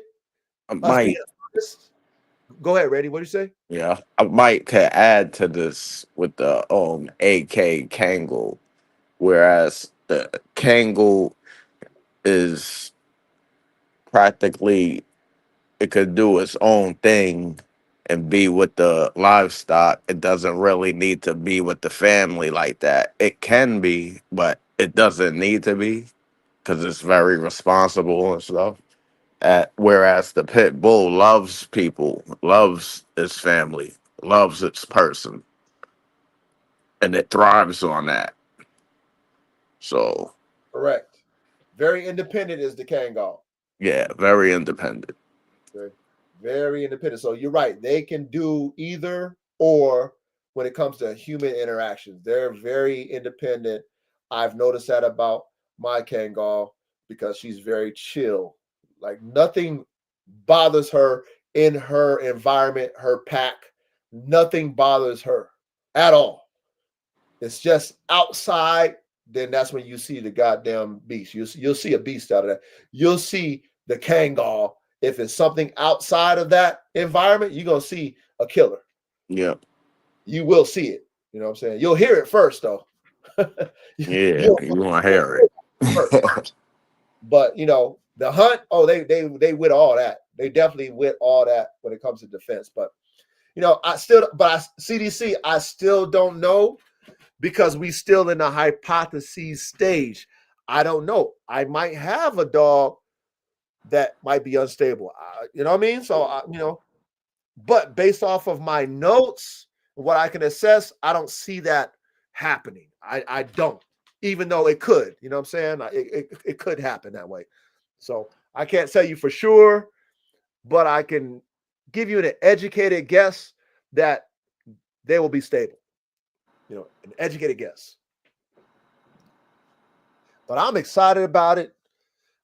This breeding between AK and Snow, AK and Kangal, and also AK and my Malawal, for me, is my most highly anticipated cook-up.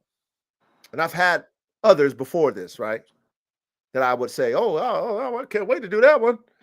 These two here, my most highly anticipated for myself. And because I know what I'm going to do with them as well, I'm going to put them in a competitive, like environment. Okay. I'm breeding them for competition. I'm breeding them for work, whether it be a state guardianship type work or, military work, right?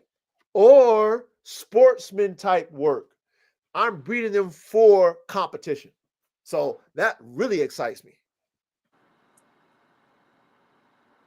And y'all know I already got all the equipment. Yeah.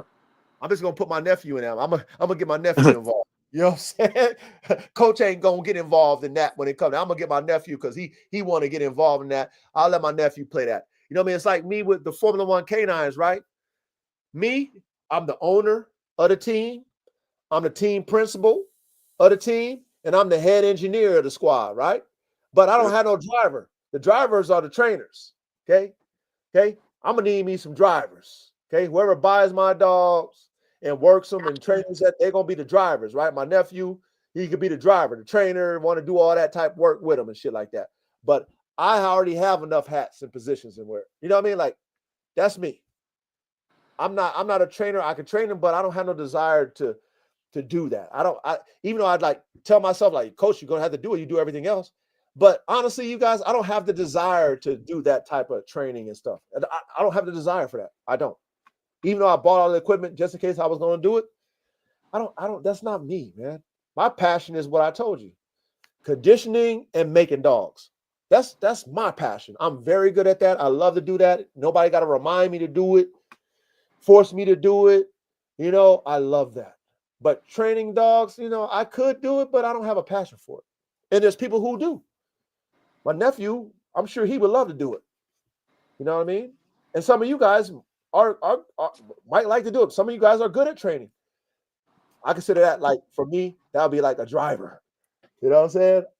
I'm not driving the race car, right? I'm not driving the dogs. I make the dogs. I condition the dogs. I tell you, that's me. You know what I'm saying? And I'm the owner of the team. And I'm the team principal. Other than that, I let the drivers be the drivers. You know what I mean? So I don't know. Maybe it will change. If I can't get it done the way I want it done, then maybe I will have to do everything. But I'd rather not, to be honest with you. I'd rather not be the one training my dogs to be man stoppers. But I will build you one. That's what I will do. And I'll breed you a fucking great one. I'll build you the best one you ever had in your life. That's one thing that I will build. And that's just I'm thinking of a whole nother name for these motherfuckers. Like, it's like, I don't know if that should be the herder right now, because it's a right. guardian. You know what I'm saying too? Right. It could be that. A bull guard, like a bull guard. Watch this though, ready? Once we get the dogs in the flesh, then the concept of the dog will evolve. Like we said, XL, why don't you call it a double XL? Once the dogs are actually in the flesh, from concept to reality, and we watch the dogs develop, we can assess them, we can take the notes on them. Then over time, as they show us who they are as dogs, then, maybe eventually there will be a name for them. Right. And I'm okay with that because this is the beauty of what we do. Mm-hmm. Nothing is set in stone. Nothing is set in stone when you're dealing with a concept. So true. I'm saying Bullherder because that's, kind of what we're playing with in the sense of that. You know, like I told you, shepherd dog. There's different variances of shepherd dogs, bulldog, the different variants of bulldogs. So we keep it very broad when we say that. Right. However, like you said, over time, as that dog shows itself to be what it is, then it might have its own name, period. That doesn't have nothing to do with bull or herd at all. True. And I'm okay with that. You know, I'm really okay with that. You know what I mean? It doesn't, you know, I'm not set in stone with names and nothing like that.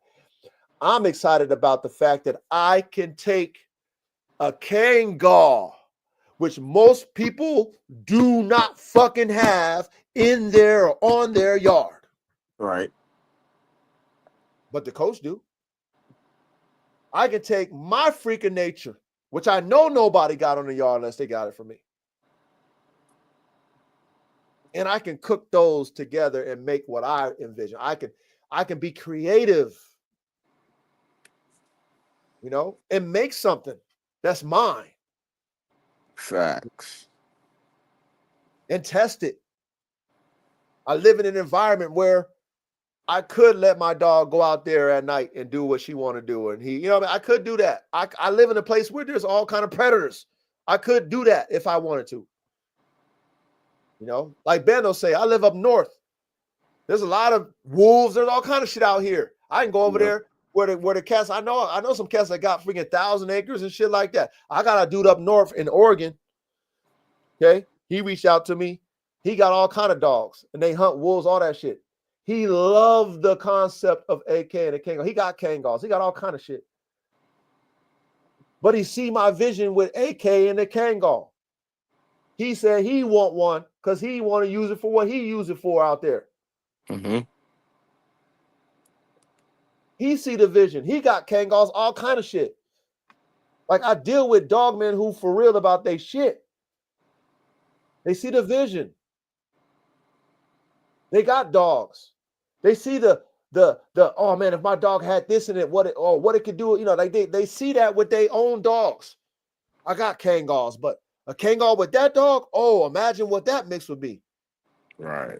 Right? They see how they can improve the Kangal because they have Kangals.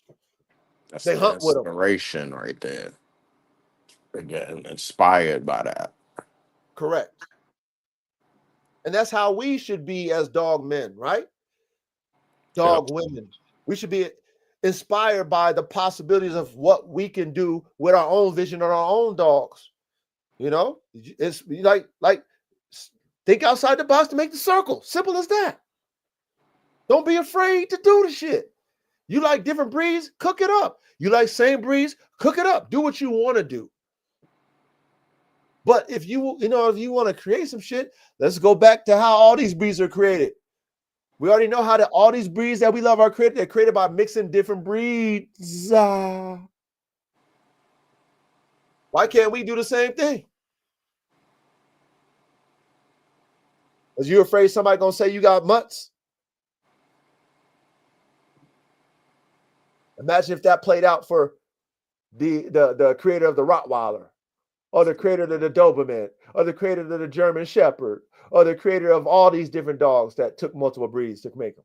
Imagine if, you know, they was worried about people saying, oh, you got mutts over there. We would never have these breeds that we love today. It's funny. My cousins had pit bulls mixed with German shepherds and shit back in the day. And they was looked at as mutts.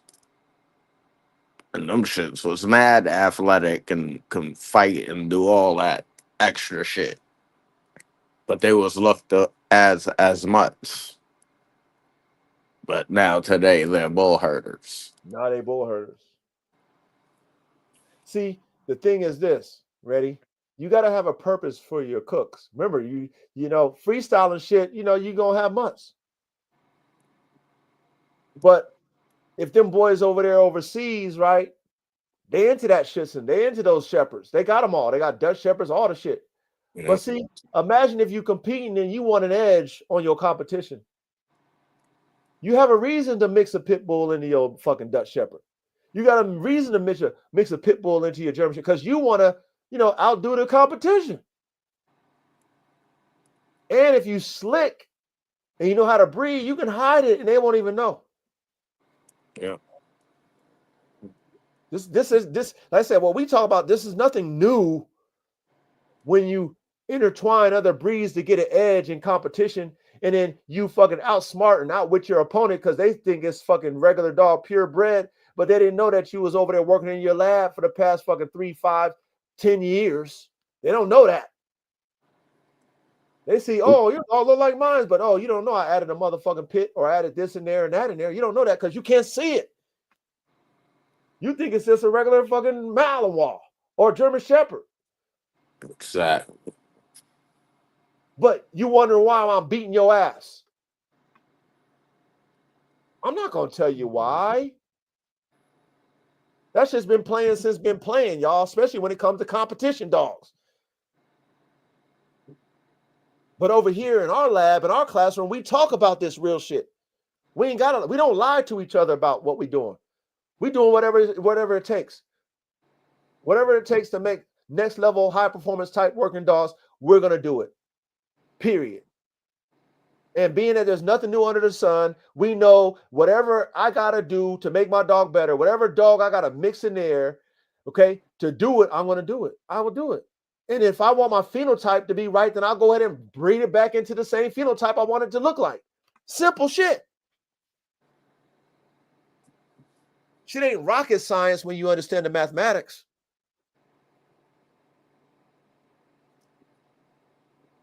When you understand the formula, it's not rocket science. When you understand the formula, if I want to beat your ass ready in competition, I'm going to do whatever it takes within the rules. Yeah. And if the rules is my dog need to look like a German Shepherd or my dog need to look like a Malinois, as long as my dog look like a Malinois or a German Shepherd, I'm playing by the rules, regardless of what I mix in that bitch. Yeah. That's the rules. But I want to beat you. I can't breed the same way you breed and think I'm going to beat you. I can't use the same dog as you to think I'm going to beat you. Exactly. I need to come with something different. That's why I tell you guys in this classroom, study Formula One racing. Study thoroughbred horse racing. Study how they breed. Study how they fucking compete and put cars together, engineers cars together in Formula One racing. Study the best of the best. Study that. Have that concept, that thinking in your breeding program with your high performance working dogs. Do that and watch how you excel in your program. If you think like that, if you breed like that, if your genetics are like that, if your genetic formulas are like that. When you look at competition horses, thoroughbred, the pedigree is all competition horses. All champion horses. They have a broad enough gene pool to where you don't have to breed a cold horse. There's so much genetics all over the world that you can find what you're looking for. So that pedigree is full of champion, champion, champion, champion, champion, champion, and they outcrosses. We already talked about that though. Yeah. They believe in hybrid vigor, by the way. So there's champion outcross to that champion outcross, and that champion outcross, and that fucking champion. They believe in that because they want to make better horses, better racing horses. Formula One racing. You got 11 teams, 10 teams.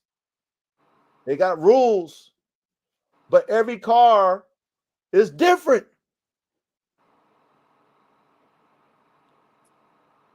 And every year, they have to make their car faster. Yep. They don't get complacent. They don't keep the 2025 car for 2026. They don't have the 2010 fucking car, champion car, running in 2025. You fucking stupid. We're not stupid over here. But you know what? A lot of people think dogs like that. There is no way I'm having a 1998 dog in 2025. Ain't no fucking way. It's a one-dimensional dog. Your engineers are no good. Your dogman engineers aren't fucking top tier. They don't work for Boeing. They don't work for NASA. They'll never get hired over there because they can't make better. They're stuck. They can't do anything better. Their mind don't think, okay, they're satisfied. They're complacent because they got a good dog this year. They're complacent. They thought they done did it. Oh, I'm perfect. I done did it. No, that's not how, top tier level type dogmen engineers think. It's never good enough. I'm bored when I already made the best. I mean, I'm bored now. What am I here for? I'm bored. Nah, we never get bored, man. We already know our work. Even though you as a spectator might say, but damn, that's the best dog I ever seen. Coach, that dog, how can you get better than that? For me, it's like I see the flaws. You know what I mean? I see the flaws. You know what I mean? You didn't see my lab notes. I didn't fulfill everything in my lab notes. I'm missing some things. So that means I gotta go and correct those things. That's how a Formula One race team operates. That's why it's the pinnacle of the sport. That's how a thoroughbred. Go ahead, Reddy. They're really fast and shit and all of that, but what they lose is durability. They crash, they dead. You're dead. So with all these cars that are happening now over the years, they lose that durability. Yeah, because they got to make them lighter. Yeah. But see, look, that's a given, right?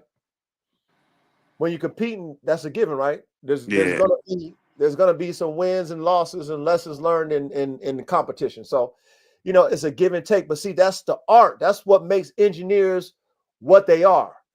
And if you top tier, you can have that. You can create that balance of strength, durability, lightness, or whatever you want to call that, power, handling, aerodynamics, braking.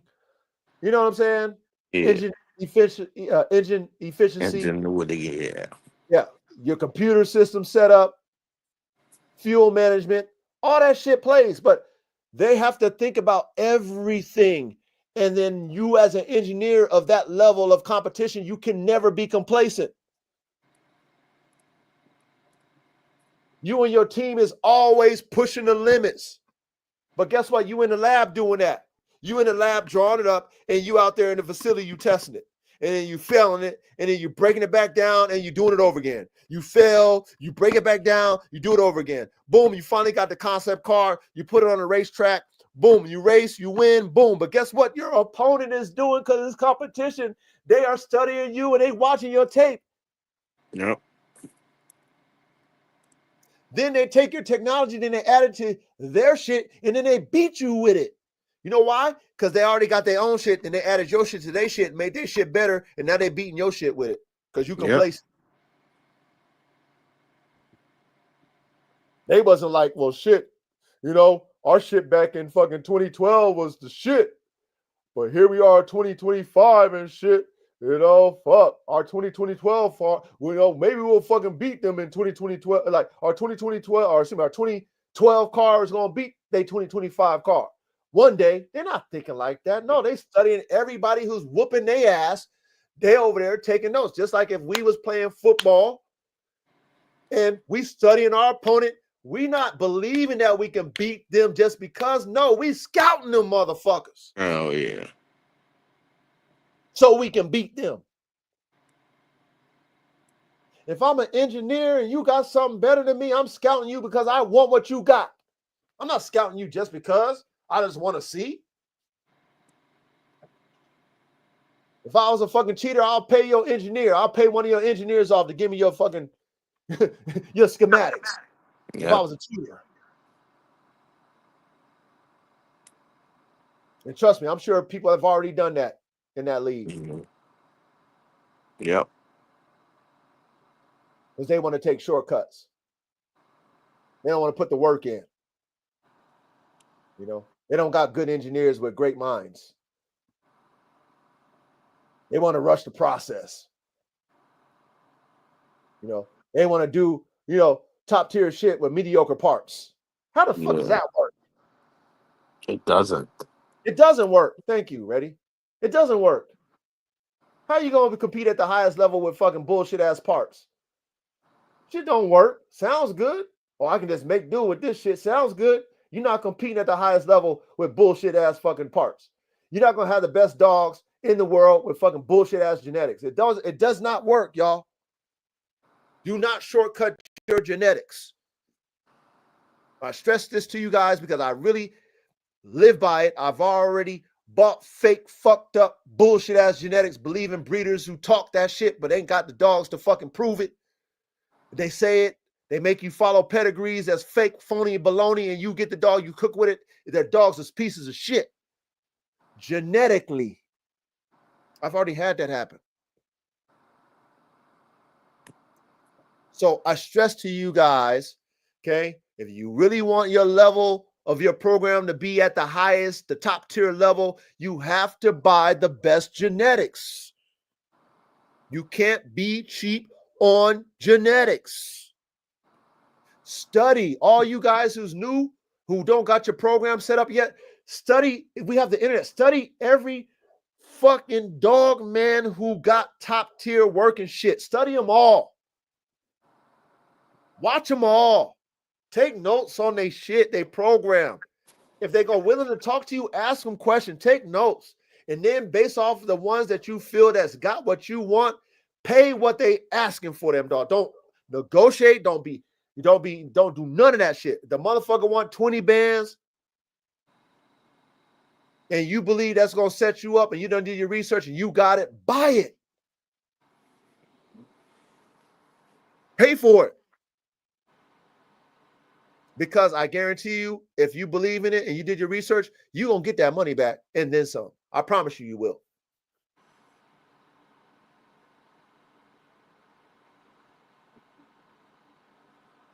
My $12,000 investment with AK, I mean, I ain't got to say nothing. I'm pretty sure you guys know I got that back. Oh, yeah. And then with the future, oh my God, I mean, that's an investment that it will pay itself so many times over. And I've already told you this, and I'm going to close out. I'm going to spend my own money, get my own cryo bank chamber, little cryo bank, and do my own frozen, get my own microscope, all my extender, all my shit. By the time before AK passes away, I'm going to make sure I have at least 500 straws off him. I'm going to make sure of that. Yeah, that's what you got to do. So that even when he is transitioned, as far as his body and his spirit, he goes on to dog heaven or goes and become whatever he's going to become as another dog, AK still lives with that semen.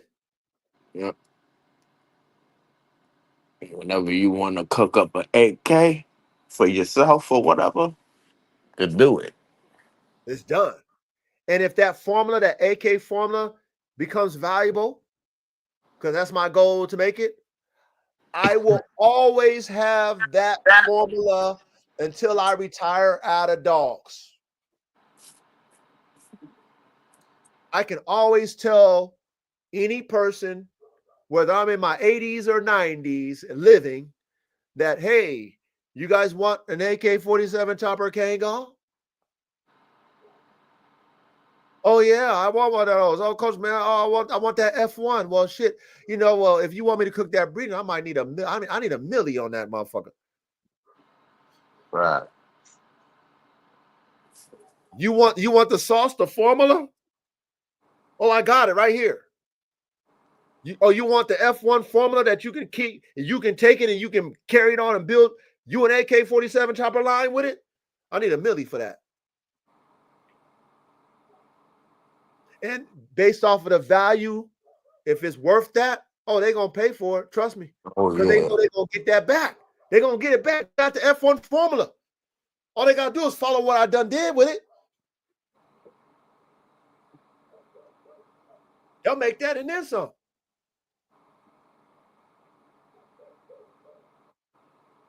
So I digress. We put in 4 hours on this one. Ready? Yeah, that's good, man. This is a good one. Hey, I hope you guys are paying attention to the notes. You know, I know y'all can hear my passion. It's real. I'm very excited about this. I'm taking my time with it too. Could have been done did the breeding. I'm taking my time with it because I want to make sure it's the right timing. Yeah. I'm not in a rush, you guys. Fucking Snow, she's 2 years old. Okay? I'm not in a rush.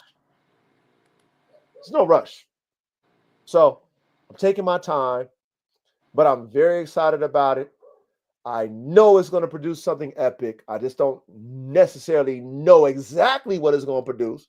But my, you know what I mean, my hypotheses, what we talked about in the lab notes, you know, I mean, ready, you know, chat, all you guys, y'all can see it. Y'all can see the notes. It makes sense. It makes sense. No, so it is a match. And for sure it's a match. So be inspired, you guys. Okay? In your own programs. Be inspired in your own dogman dreams. Okay? You know, like be inspired that we can do this. And it's okay. There's only a few of us. Less is more when it comes to us. Less is more. But if you got some amateurs coming up in here that don't got the passion, they ain't serious about it, they're going to fuck up what we started. And we don't want that. We want people who's serious about this shit, who really have a passion for it, who's willing to do whatever it takes to get to a level, who's not going to take no shortcuts, who has patience. We want those engineers, not the ones that see what we doing and like, oh, I want to do it because we doing it and they see we got a wave. We don't want them because they're not going to last. But if you're serious about what your vision is for your dogs and your program, be inspired. Be inspired by what we're talking about. Come to the classroom on Thursday nights. You know, participate in the chat. You know what I mean? Like, if you got any ideas, come up on the panel. You know, let's carry this wave. What we got going on. And like I said, salute to the 150 on average dog men and dog women who watch the class, who come to class. Thank you. Salute to y'all. Salute. As like I told y'all before, I don't do this for entertainment. This is just me giving back to us dog men, giving my time and, you know, chopping it up with y'all. Y'all giving me y'all time too. So I always say I appreciate y'all showing up because this is a collective computer here. Dog, it's not just me. It's a collective computer and all of us matter. So I appreciate all you guys that show up in the classroom, but thank you for showing up, not to be entertained, but to learn. Okay. So you got anything to say, ready before we close out time? Nah, man. See y'all next week, man. Yeah, see y'all next week, man. Salute, chat. You know what I mean? Thank Salute you chat. guys. Thank you guys for showing up, man. Much love and respect. But man, we out of here. We out, man. Peace out. All right, man. Peace. Peace.